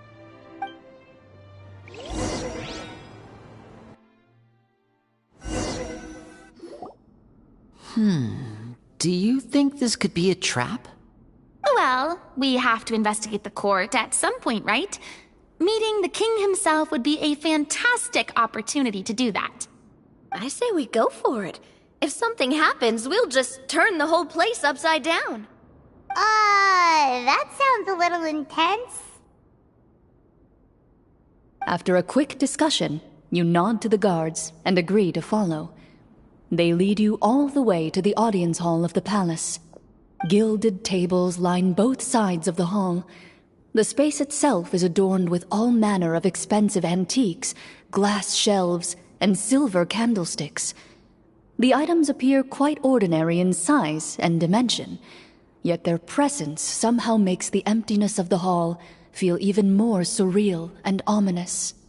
Wow, it's so luxurious! The elderly king, clad in a magnificent robe, sits upon the deep crimson throne before you. He wears above his head a majestic crown, with a gemstone the size of a bird's egg set right at the very front. As you observe it, you see a complex pattern of light reflect off its surface. They're here, Your Majesty. A man dressed in dark clothes, likely a minister, shields his mouth with his hands and bends down to whisper a few words to the king. After a moment, he lowers his hands and stands back up. His gaze shifts to fixate on your group, but he does not move from his place at the king's side. The king does not appear entirely aware of his surroundings. The man by his side, though. We should keep a close eye on him. The king remains still and says nothing. The minister is the one who speaks. Esteemed guests, allow me to thank you for coming to our faraway kingdom. Unfortunately, His Majesty the King finds himself quite exhausted from work. So please allow me, his Prime Minister, to welcome you in his stead. I've heard tell that your group, the Marechaussee Hunters, used your exceptional ability with the sword to repel the monsters near the capital. Such a great deed deserves to be rewarded. However, seeing that I was not fortunate enough to observe such a feat with my own eyes, you'll forgive me for seeking to verify the truth by speaking to you myself. Well, we've got nothing to hide. You brought us here to talk, right? So we'll just explain what happened.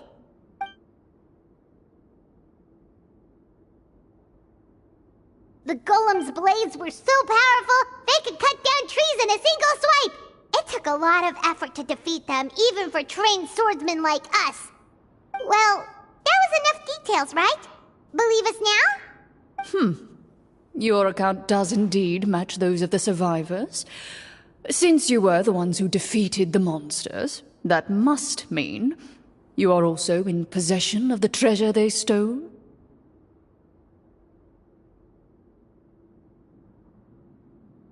Well, we did take the treasure, but... How did he know about the treasure? Then I must ask that you return it at once. It belongs to the kingdom. Wait, but didn't you just say that our great deed deserved a reward? Shouldn't the treasure be considered a part of that? Yes, that was indeed what I said. But you seem to have forgotten a very important distinction. Only that which is freely given by the king can be considered a reward. Taking the rightful wealth of a kingdom without said permission, on the other hand, is a crime. But that's completely unreasonable! Yeah, that makes no sense! If it weren't for us, the treasure would still be buried underground somewhere! Maybe so, yet the fact remains. You tried to dispose of the treasure without reporting it to the court and without receiving permission, yes? What, no answer?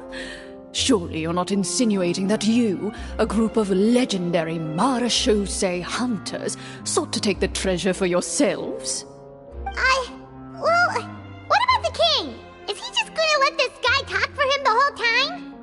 Clad in his magnificent robe, the king remains seated, with his hands resting on either side of the throne. His posture is rigid and unmoving. He stares forward with an empty look in his eyes, completely unmoved by the events before him. From the look of things, could the Prime Minister be the evil sorcerer? Or could both the King and the Prime Minister have fallen under the evil sorcerer's control? I would like to observe the number of guards stationed in the hall. The guards in the palace appear fully armed, their expressions solemn. Sensing the tense atmosphere in the room, they stand at the ready, each with a hand placed upon the hilt of their sword, as if prepared to draw their weapons and surround you at a moment's notice. Well, there goes my plan to turn the whole place upside down, I guess. It appears we've been visited by nothing more than a group of ill-intentioned imposters. What a pity. Guards, take them away and throw them in the dungeons. Before I decide your fate, however, I must first determine whether you have any accomplices outside the court. Can't we try to slip away? Or maybe start some kind of riot? But if we try to fight the guards right now... Don't worry. At least we figured out who's behind all this. Let's just play it by ear. If you're scared, Paimon, just hold my hand.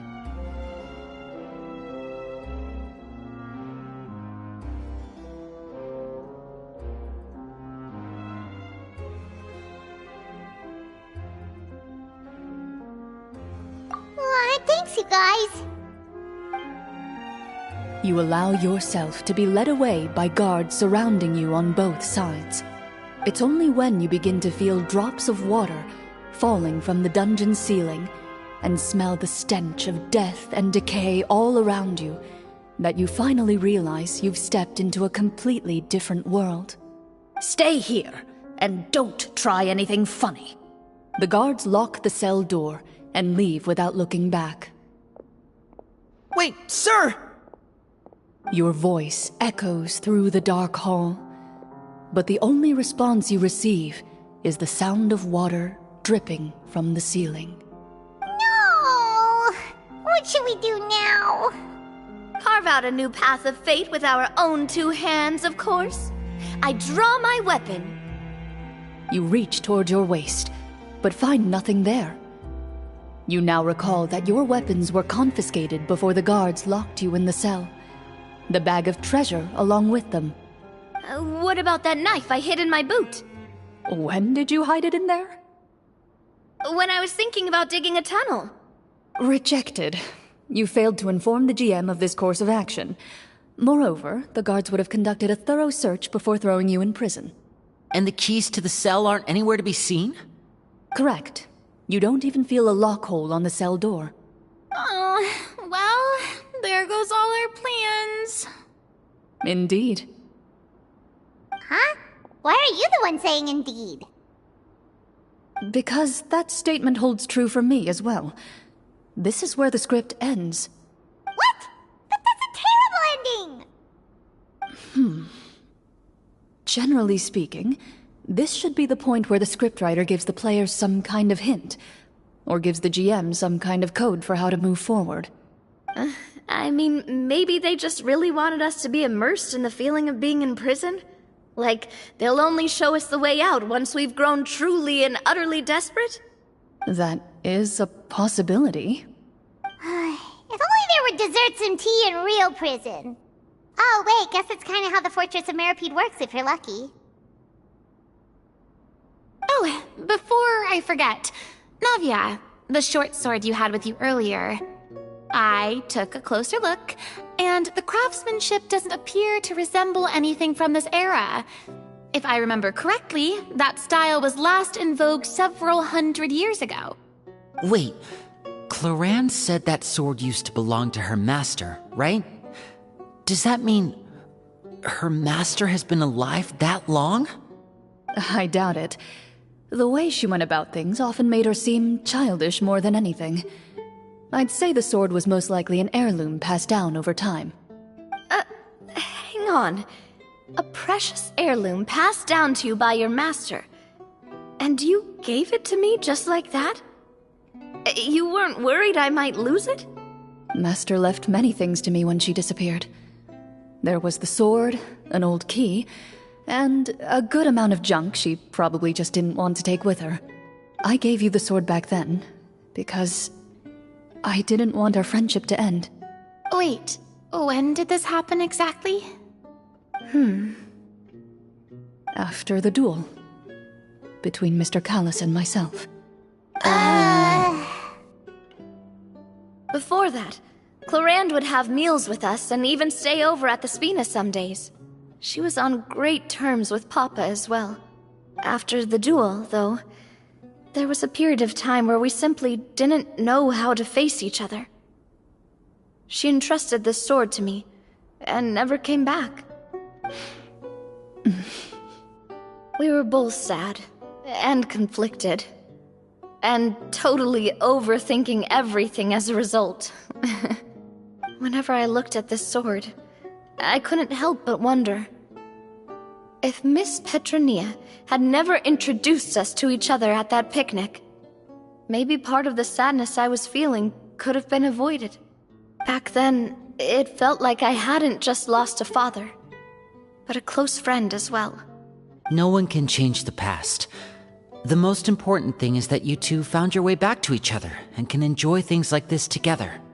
Yep, you're right. I'm sorry, you two. I didn't mean to bring up any sad memories. Think nothing of it. No one here is at fault.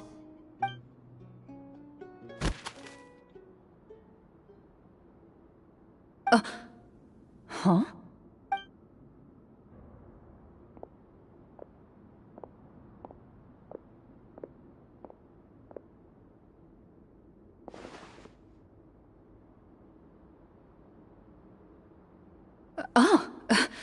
Looks like the next part of our script is here. Perfect timing. The situation was really starting to get desperate. And not just because of the prison thing. From Clorinde's face, Paimon really can't tell if it's good news or bad news.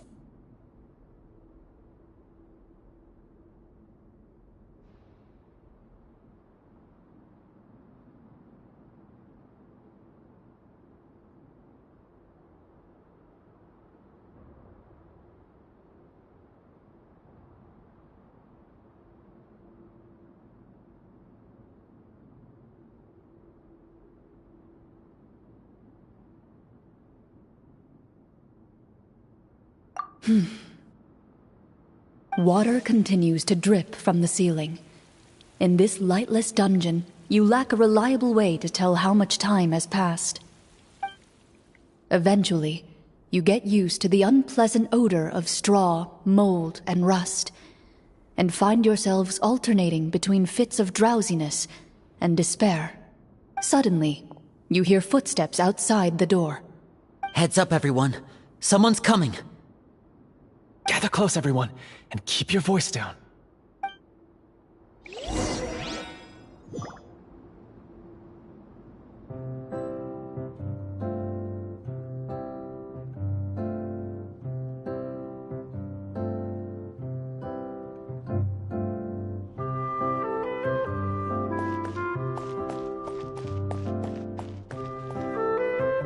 Who are you? I work as a guard in these dungeons, but my true identity is the same as your own. I'm also a marechaussee hunter. Huh? Shh. I've already sent away the other guards, but if we make too much noise... I understand, but how can we be sure we can trust you? The king has issued a formal decree. In light of the irrefutable proof of your crime, you're to be executed before tomorrow's sunrise. If you want to escape, it has to be now. Executed? We barely did anything! Monsters appearing at the same location as the treasure. Could this entire thing have been a trap? There will be time for speculation once we're out of here. As for my identity, I have no way to prove that to you just yet. Infiltrating the capital was difficult, and finding a chance to speak with you has taken a lot out of me. I could go on, but I think we can all agree that now is not the time for details.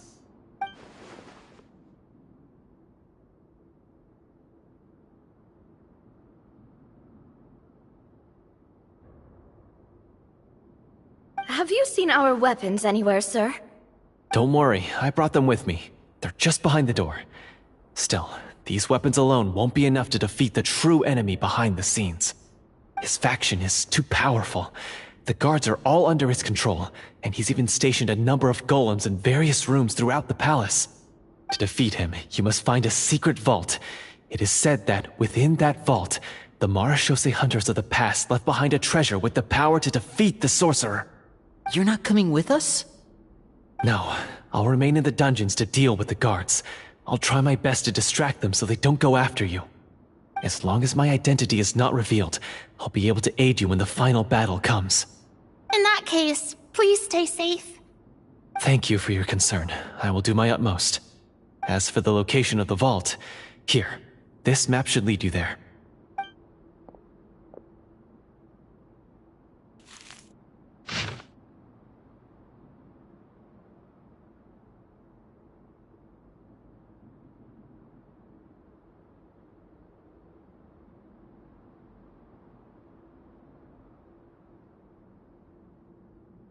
Got it. All right, once I open the door, remember to stick close and refrain from making any noise. I'll lead you out of here as quickly as possible. You now have the chance to restore the honor and legacy of the Marechaussee hunters. So please, get out there and reclaim what's ours. And be sure to exercise caution. With the help of the guard, you successfully escape the dungeons. Your sense of despair and anxiety both seem to fade as you continue your quest.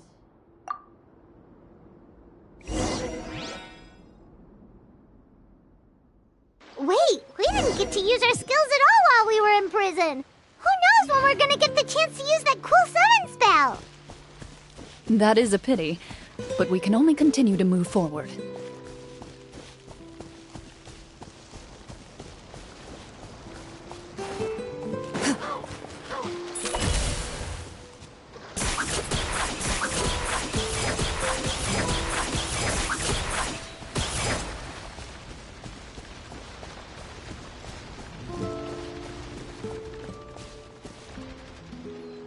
This should be the place marked on the map. This bit of rock certainly looks suspicious. Well, I'd say an investigation's in order then. Plus, if all else fails, we can just blow it up. Wow, you really meant that! Before you lies a serene stretch of open water, its surface shimmering a brilliant shade of sapphire blue. Well, guess this means it's time for a swim!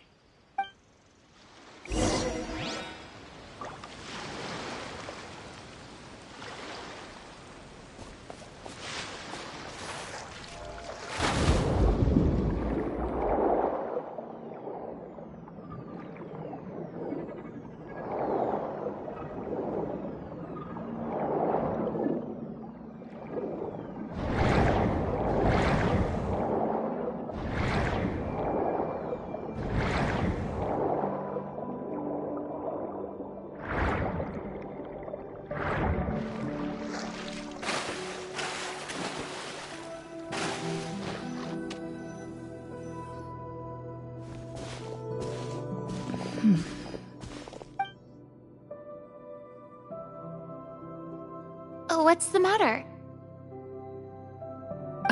It's nothing.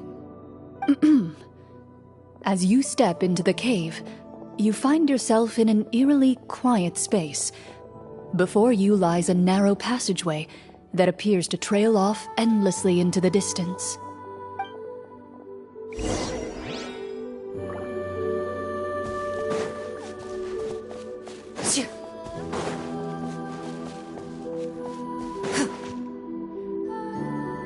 Wow, this must be where the treasure is hidden! But this door is blocking our way in. It almost looks like it's been here for quite some time. I've got to hand it to the tabletop troupe. They really went all out with the props. What have we got down here? A kind of mechanism connected to the door? It looks like we might have to arrange it into a certain pattern. A pattern on a stone door. That's something Master mentioned before. Is something wrong, Clorinde? After a long, difficult journey, you finally arrive at the location indicated by your map. It appears to be an ancient site of some sort, where treasure likely awaits. Your surroundings are exceedingly quiet and serene, as if the secret that slumbers here has never once been disturbed. If you listen closely, you can almost convince yourself you can hear the sound of its calm, gentle breathing.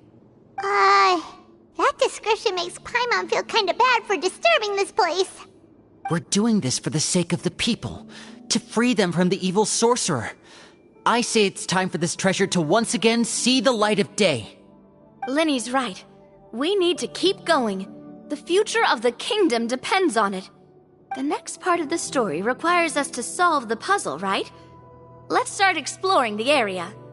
Yes, that should be fine. Something feels off about all this. Guess I'll just have to improvise.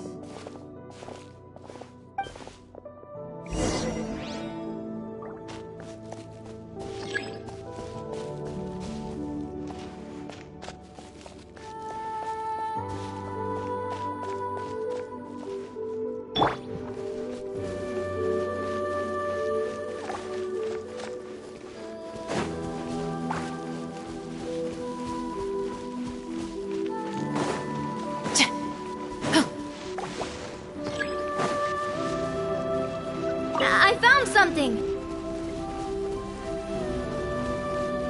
Found something here, too.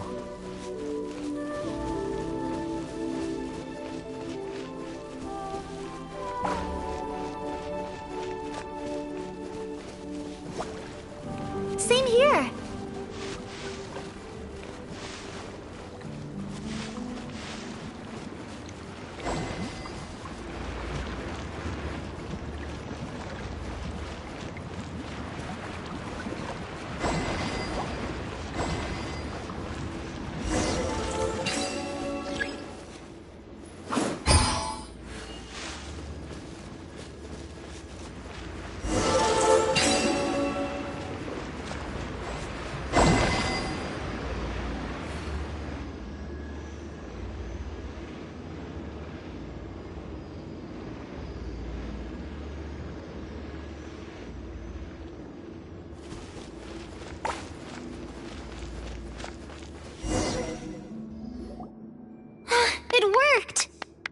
Something just appeared.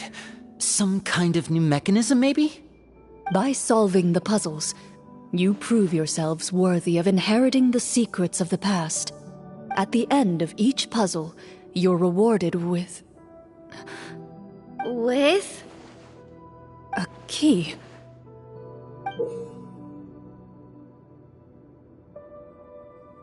Oh, it must be the key to the big door.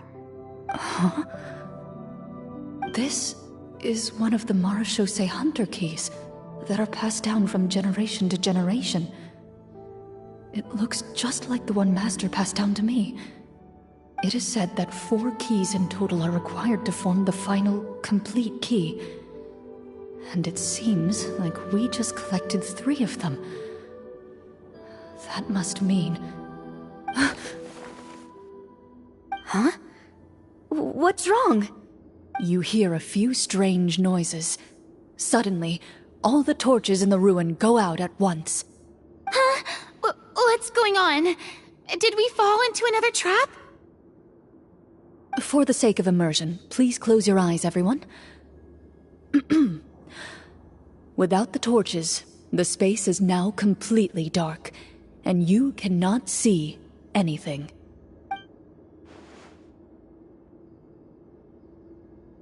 But Paimon can still see a little bit over here. Oh, right, sorry. Suddenly, you hear the sound of footsteps pierce through the darkness. There's someone else here? Oh, this is so unsettling. I can't see anything. I've been discovered then. Wait, that voice, it's... You recognize the voice as belonging to the guard who led you to this place. It appears he now covets the treasure for himself and has come to stake his claim. Oh, so this is just part of the script. Then I can probably relax. Well, if we can't see anything, that means we can't fight to the fullest of our abilities. Should we retreat for now? Judging by the way he's holding his sword, he must be a real Marechaussee hunter. But this isn't part of the script. Retreat? That's not the hunter way. If it's dark for us, then it's dark for him. We choose to fight. Your choice is noted. Please keep your eyes closed until I tell you the torches have been relit. This battle will be in the dark. You got it! Well then, let us begin.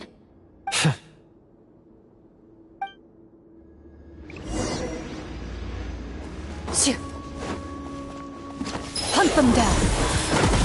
I'd like to try to hit him with my sword. Your strike is successful. Is he still standing? Goodness. Is it over? Can we open our eyes now? The enemy is strong and relentless, but the battle is nearing its end. The torches have not been relit. What about now? Final strike.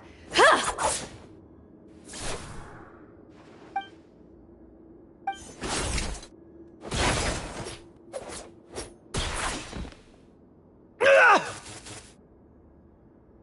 Oh, well, did we get him?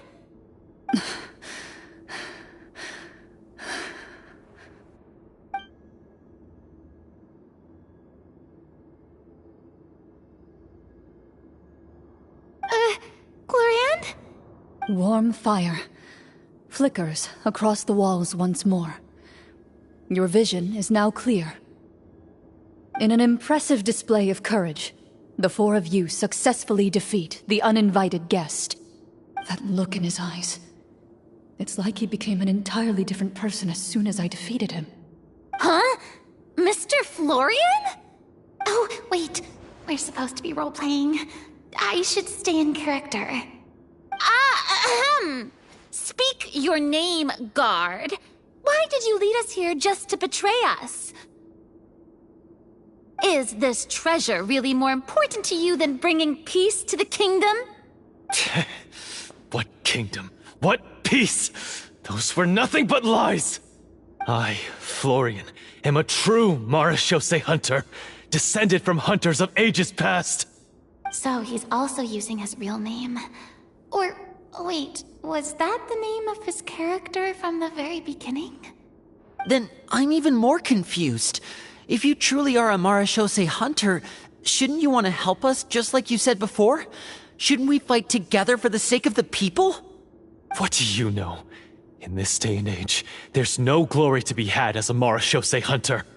What's that supposed to mean? My skills were passed down to me by my father. We lived a life of obscurity in the remote wilderness. Still, he devoted everything he had to being a Marechaussee hunter. And what did he get in return? A life of poverty and pain. In a world that forgot all about him. When he died, not a single person came to mourn his passing. The Marechaussee hunters were the ones who saved this city. We're heroes. We deserved more recognition and respect than this. Is he talking about how no one in the capital seems to remember the hunters and their legacy? I didn't expect the script to contain this level of social criticism. So that's why you want to take the treasure for yourself? You feel like you're owed fame and wealth? If you already knew where the treasure was located, why didn't you just come down here and take it? Because I still needed the final key. Only a true Marechaussee hunter is capable of passing through this final door. As someone who sought to hurt others for his own gain, Florian lost that right long ago. Okay, but what is this treasure anyway? We've got all the keys, right? So can we just go in and take a look? You're sure you want to go in? We've been talking about it for so long, of course we want to see what's inside! And we've already defeated Florian, right? So he won't try to take it from us anymore. Pesky brats. Watch yourself. Then let's open the door together. All right. Your choice of action is confirmed.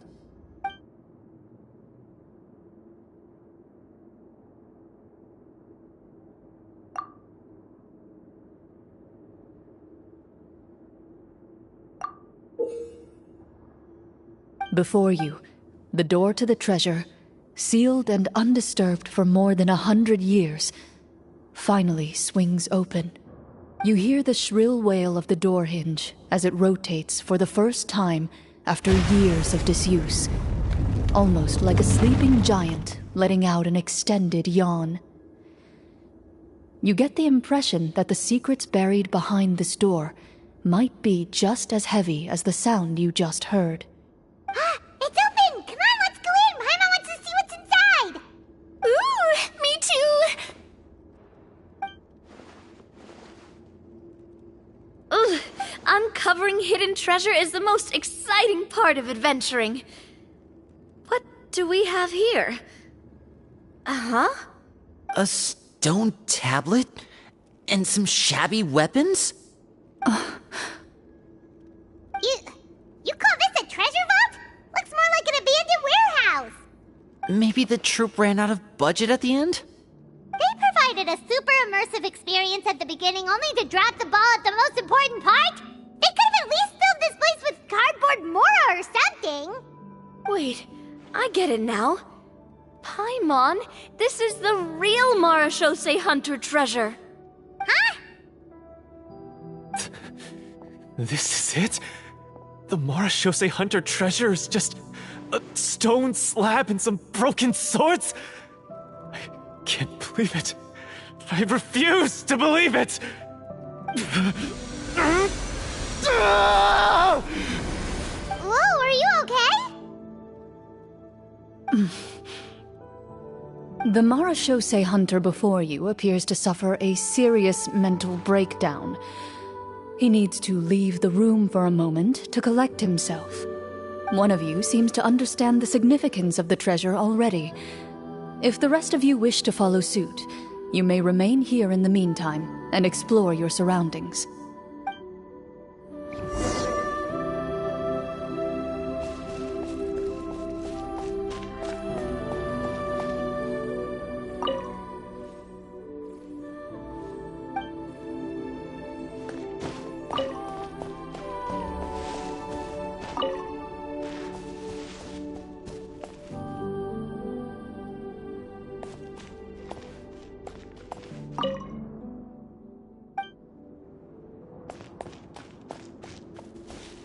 The old and broken weapons.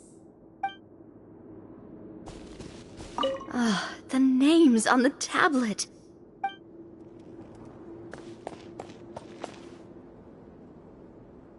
What is the treasure supposed to be? Walter.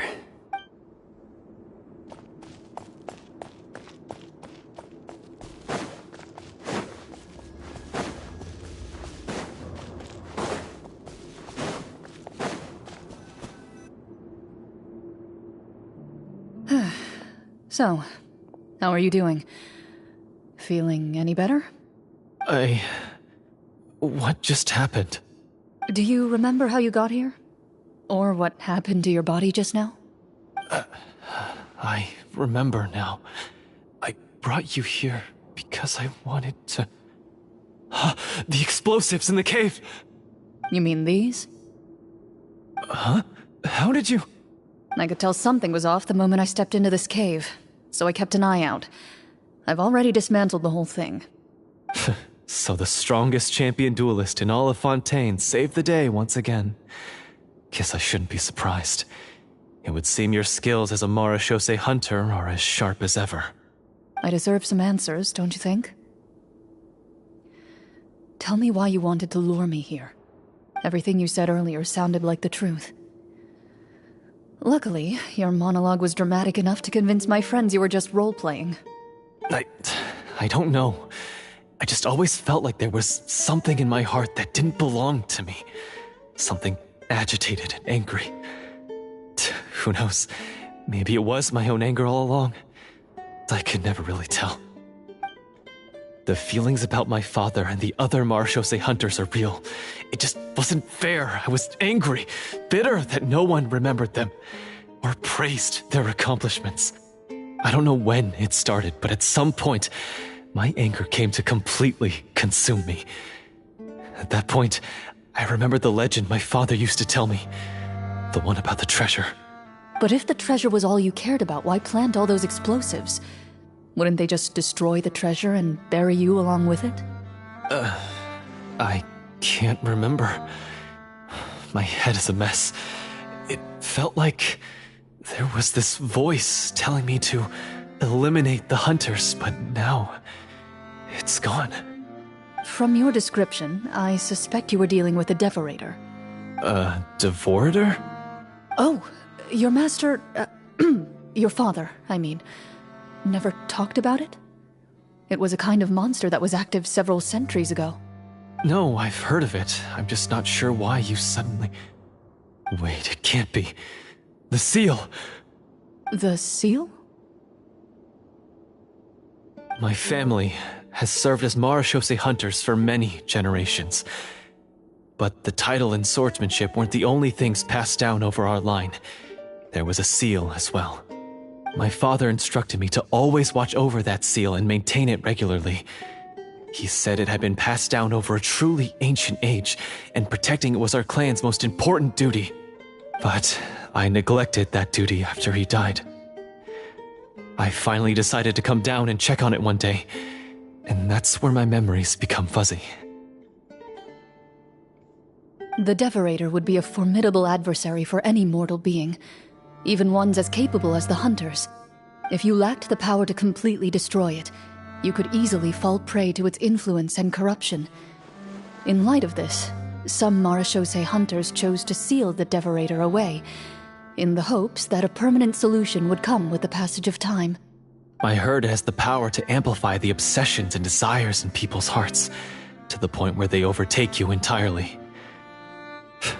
It would seem I'm not just lacking in skill with a blade, but in mental fortitude as well. And yet, you were able to retrieve 3 of the 4 keys.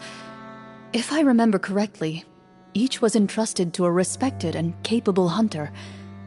How did you manage it? One of them belonged to my father. The second I stole from a different hunter. And the third... was one that I snatched while the person was on the way home from the tavern. I nearly died in that alley. I know just how strong you are. It's as clear as day to everyone in Fontaine. I observed you from dusk to dawn, but could never find any opportunity to sneak up on you. I never even saw you drink a single glass of liquor. The only way I could think to obtain that last key was to lure you here using your hobby, and then... Oh, I get it now. That monster, it wanted to bury you here alongside the treasure. I won't comment on anything else, but the script was good. Well, I did pour my heart and soul into it. The stories my father used to tell me about the glory of the heroic Marechaussee hunters and how they came to be forgotten. It's more than just a story. Huh? You're proud to be a hunter. You're still holding onto that part of yourself, no matter how small. I have done so many despicable things. I have nothing to be proud of. Then explain the purpose of the evil sorcerer in your story. Huh? Isn't he the true antagonist? The one who sought nothing but his own gain, and used the people as pawns to attain it? In your heart of hearts, he was the one you truly wanted to defeat. But I've already tainted my sword. I no longer have any right to... Wake up, Florian. Remember how you introduced yourself earlier. Do you really think the hunters acted out of a desire for honor and glory? Or to be loved and acknowledged by the people? What did your father teach you about our order? You do not wield your sword for yourself, but to protect those you serve. There's nothing special about a blade. It's the intentions of the wielder that matter above all else. Do you still not understand? Even after seeing the treasure for yourself? The contents of that room, they represent the true legacy the hunters left behind.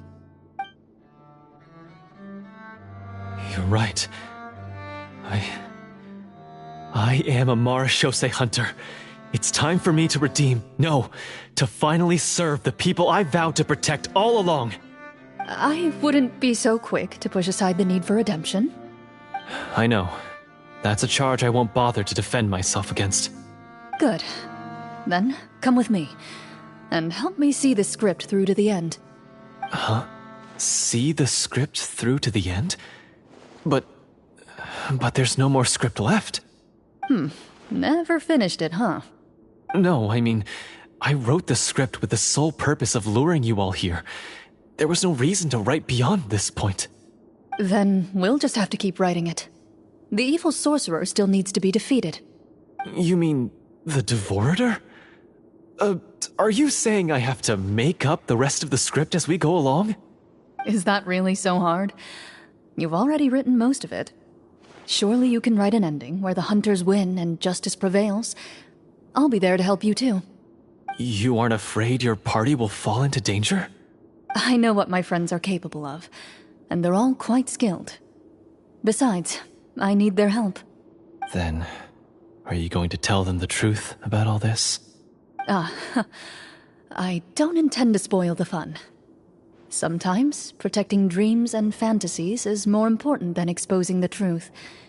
Don't you think?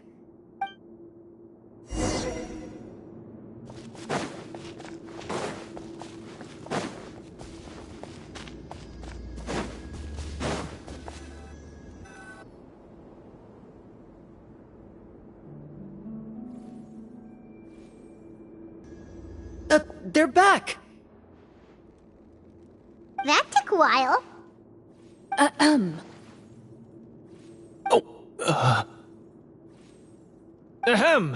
My fellow Marashose hunters, please forgive me, for I have sinned.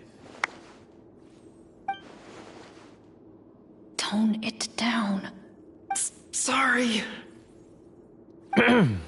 After crossing swords with you and witnessing your courage in battle, I've rediscovered my true self and regained my pride as a Marashose hunter. Oh, do I smell a redemption arc? I confess, I was brainwashed by the evil sorcerer. He asked me to lure you here so he could bury you in this cave. That little... Wait, you're saying all of that wasn't you, but the evil sorcerer? That's right. He's adept at manipulating the hearts and minds of the people. I fell under his influence because I did not possess a strong enough sense of will. Huh. And how are you going to prove that you're a changed man? We're not going to fall for the same trap twice. To be perfectly honest, I only came to my senses after seeing the treasure. It reminded me of my father's past teachings. The treasure was actually... The names of all the Marashose hunters from ages past and their weapons? Wait, you already know? Of course. Don't underestimate a veteran role-player's exploration skills. Oh, wait, I mean Marashose hunter Navia's exploration skills. We just finished reading through the content of the stone tablet. That tablet recorded the lives of some fascinating people. For example, this Marashose hunter called Est. She inherited the responsibilities of the Golden Hunter and passed judgment on many people. But in private, she had a very easygoing personality.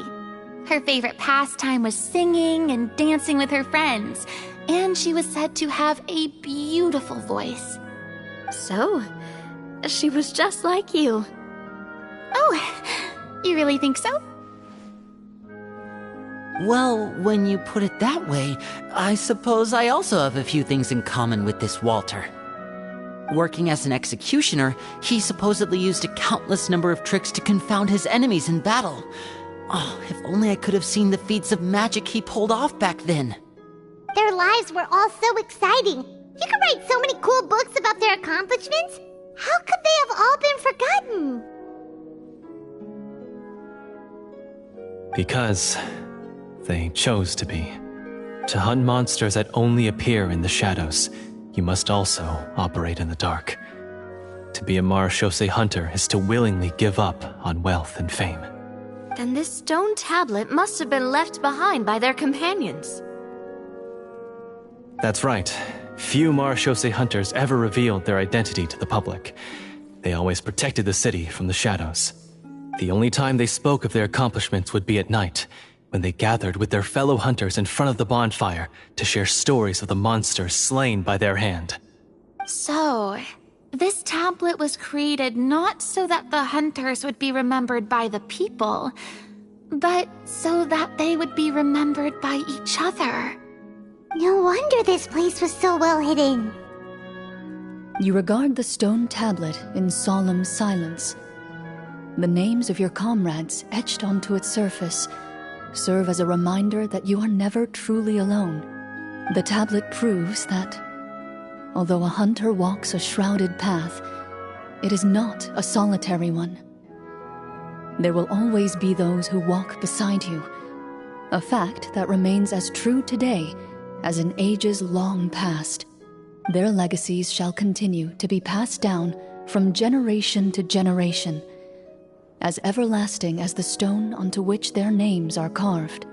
Father, you once told me that I should seek out the treasure if I ever became lost. So this is what you wanted me to find.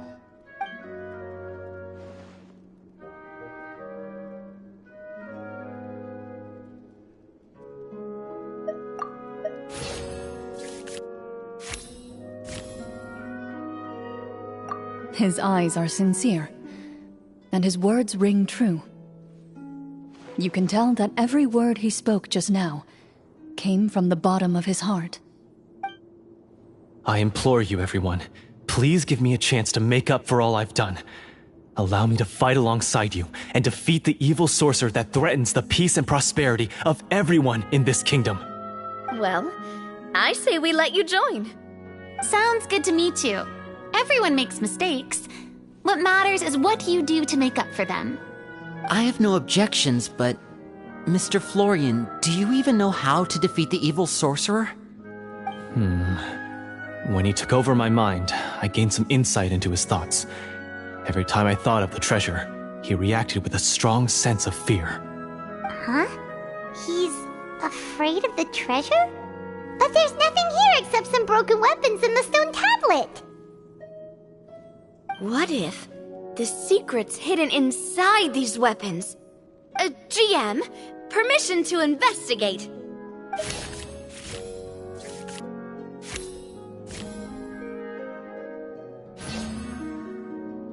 At first glance, the weapons appear absolutely ordinary.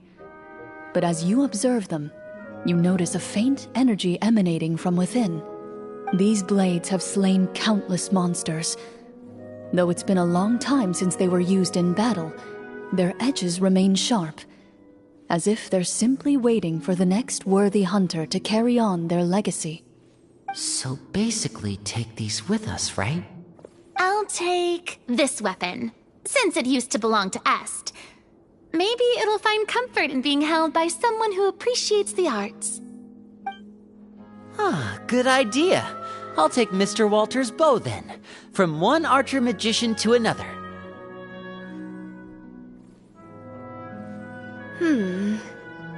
Paimon's gonna pick a cool weapon too!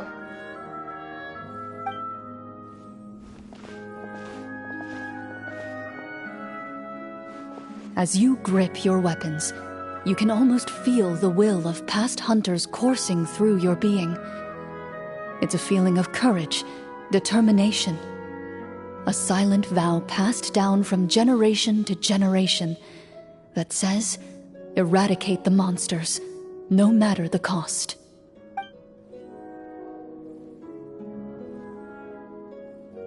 Mr. Florian, do you know where to find the evil sorcerer? I was able to see his surroundings when our minds were connected. I believe he's currently hiding out at the church in the kingdom. We must be extremely careful. He's spent so long living among monsters that he's now taken the form of one. He will not be easily defeated. Then why don't we explore some more and try to find some higher level gear? We don't want to just fight him and lose, right?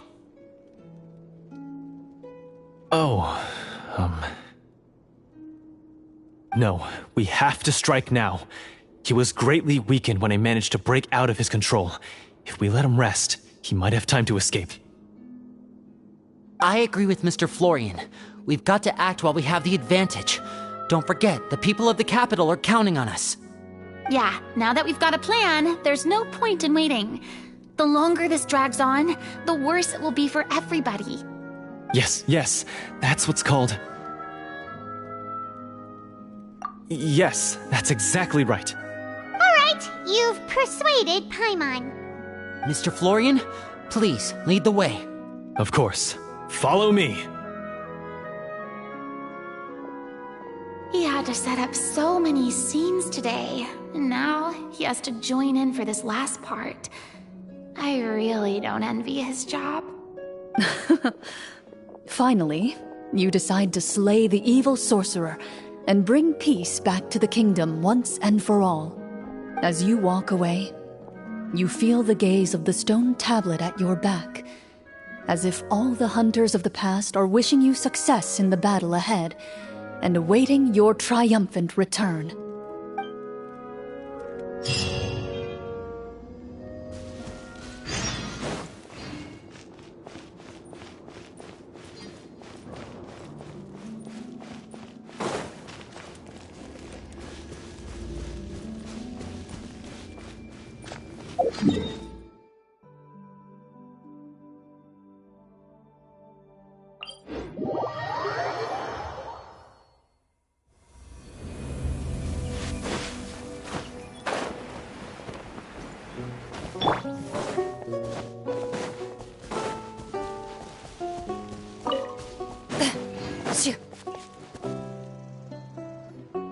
Finally, you arrive at the church Florian described.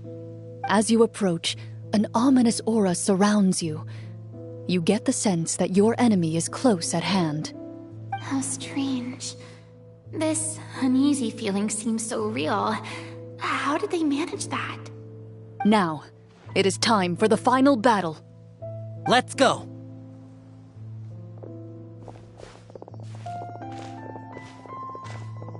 Florian, wait. What's wrong? I think you should wait outside. You've already been corrupted by the Devorator once. It could easily re-enter your mind and take control of your body. I don't think it's a good idea for you to be this close. If it corrupts you again, it's possible you might take on a new form entirely. That's exactly why I have to go. Why I should be at the very front. You mean... Yes. I intend to lure it into my body. That's too risky. If things get out of hand, I might have to kill you. Do you understand how dangerous this is?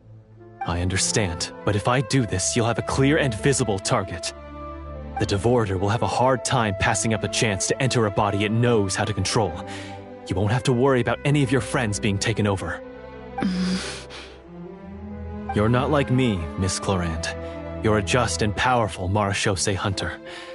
The monster broke free due to my error. It's only right that I shoulder the responsibility for its destruction. This is... something that I have to do. Consider it a duel to restore my honor. My only request is that you give it your all. I understand. Then, as a champion duelist, I hereby accept your request for a duel, and extend to you my most sincere regards. Thank you. The battle is now upon us. Let the Devorator once again tremble under the blade of the Marechaussee hunters.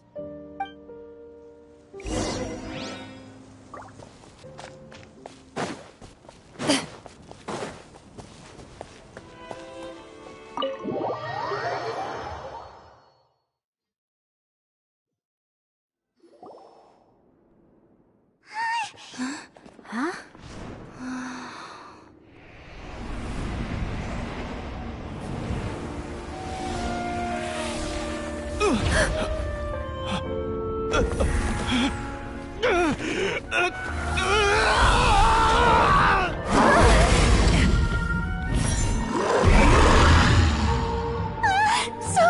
So lifelike.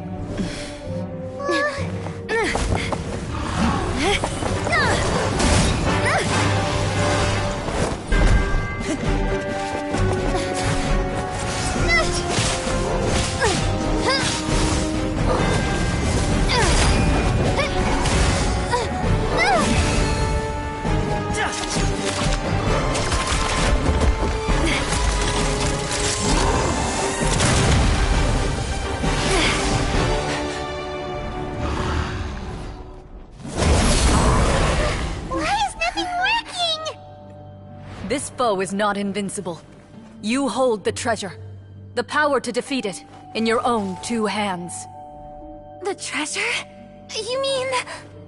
The names! It's the Marechaussee Hunters' names! How are we supposed to... You forget, Paimon? There's still one skill we saved until the very end. Hunters fight not for fame, but to aid the people whenever they are summoned. Walter the Marechaussee Hunter, master of 1,000 tricks, executioner of the Phantom Hunters, I call for aid!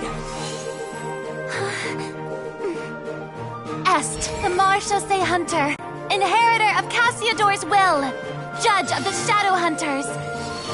Answer my call!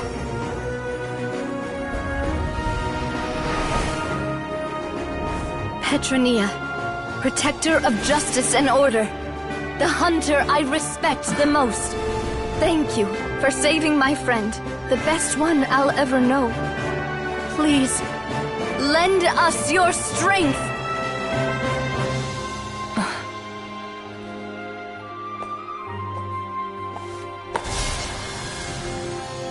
We have come to answer your summons.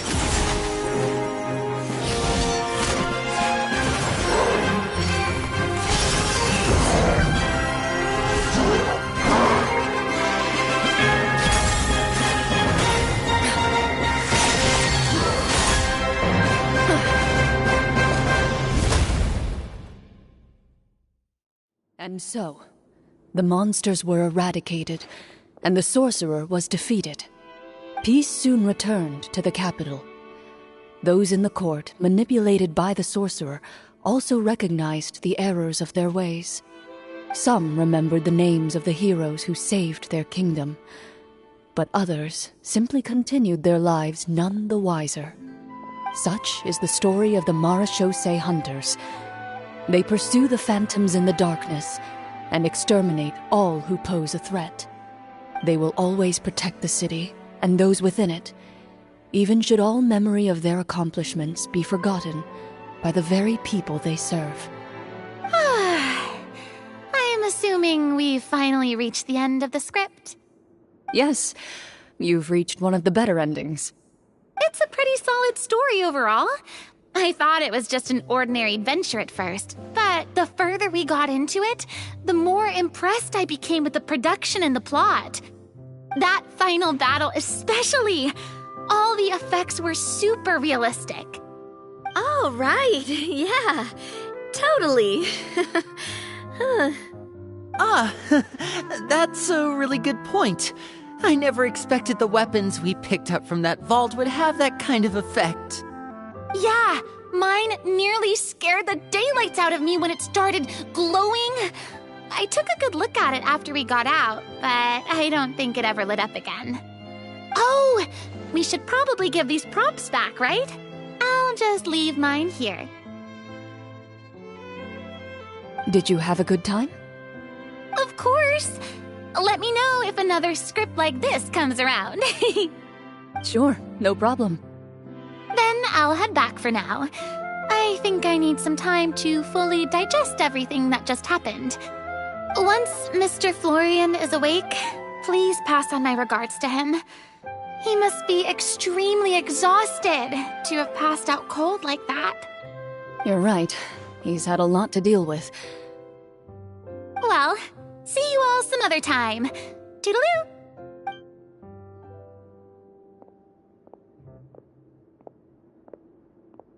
Okay, so, can I ask now?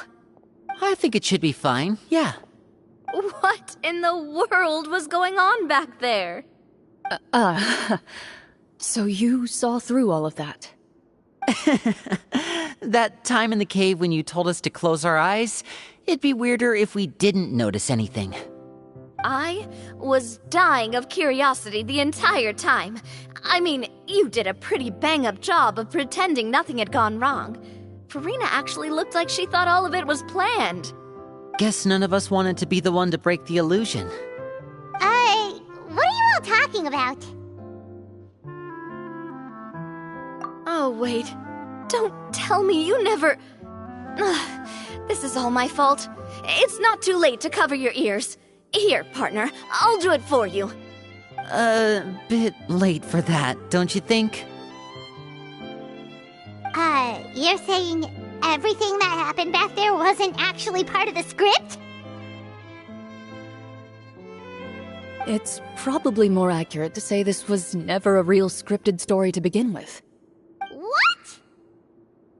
So loud. My head. Hey, you! Get up right now and explain yourself! No shaking, please! Oh, my head.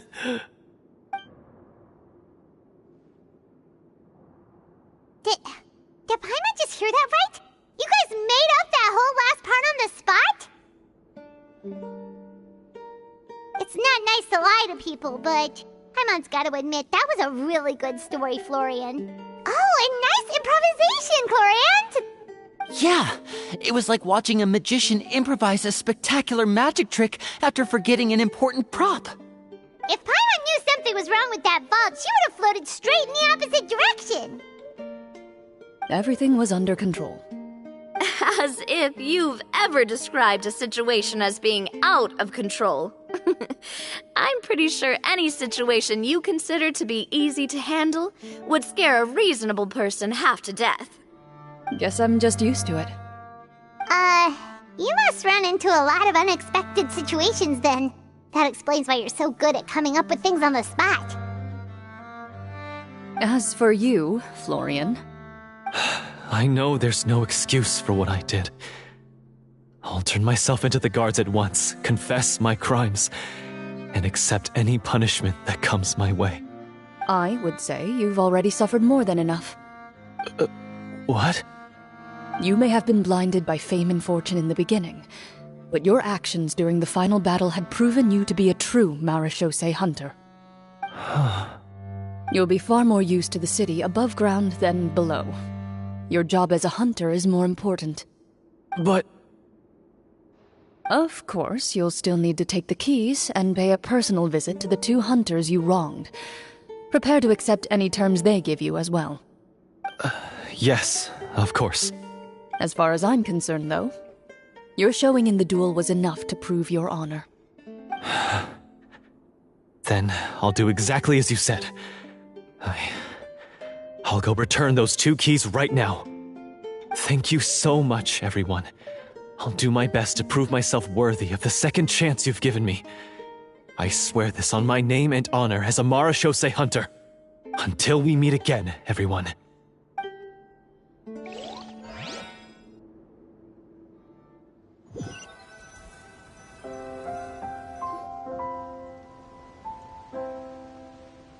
Speaking of marechaussee hunters, what should we do about the treasure in that cave? Leave it be. Are you sure? We could show it to people, make it so that the hunters are remembered. Don't you want that? No. Every name on that tablet made the same choice. All hunters know what the path entails. I am no exception.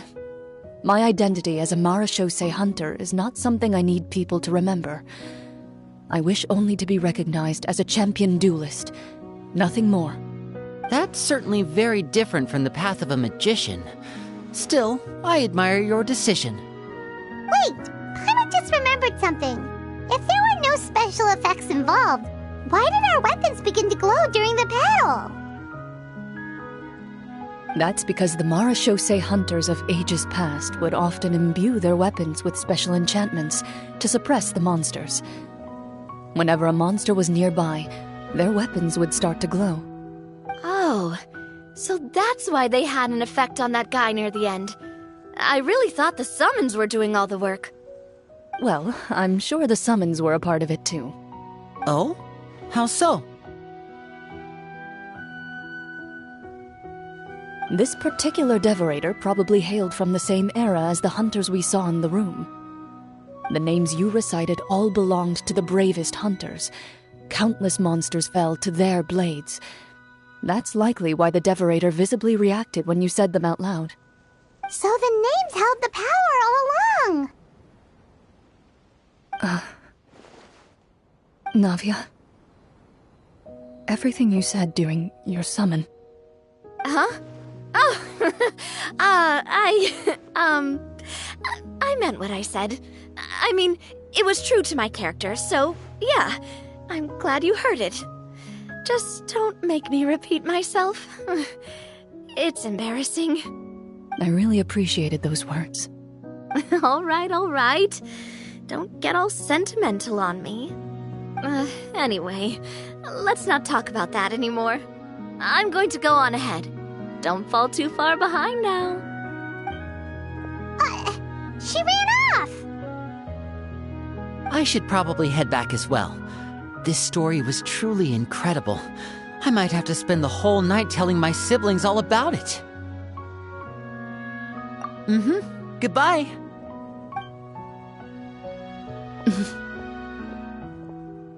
Traveler, should your name and deeds be forgotten, what do you think the significance of your journey will be? I suppose the significance would be the journey itself and the world we helped create.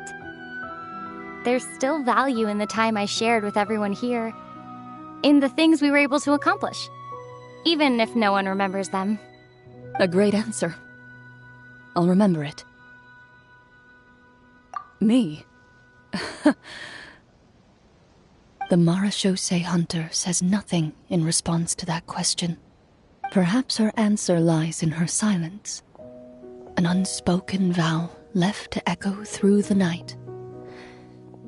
The path she walks needs no explanation.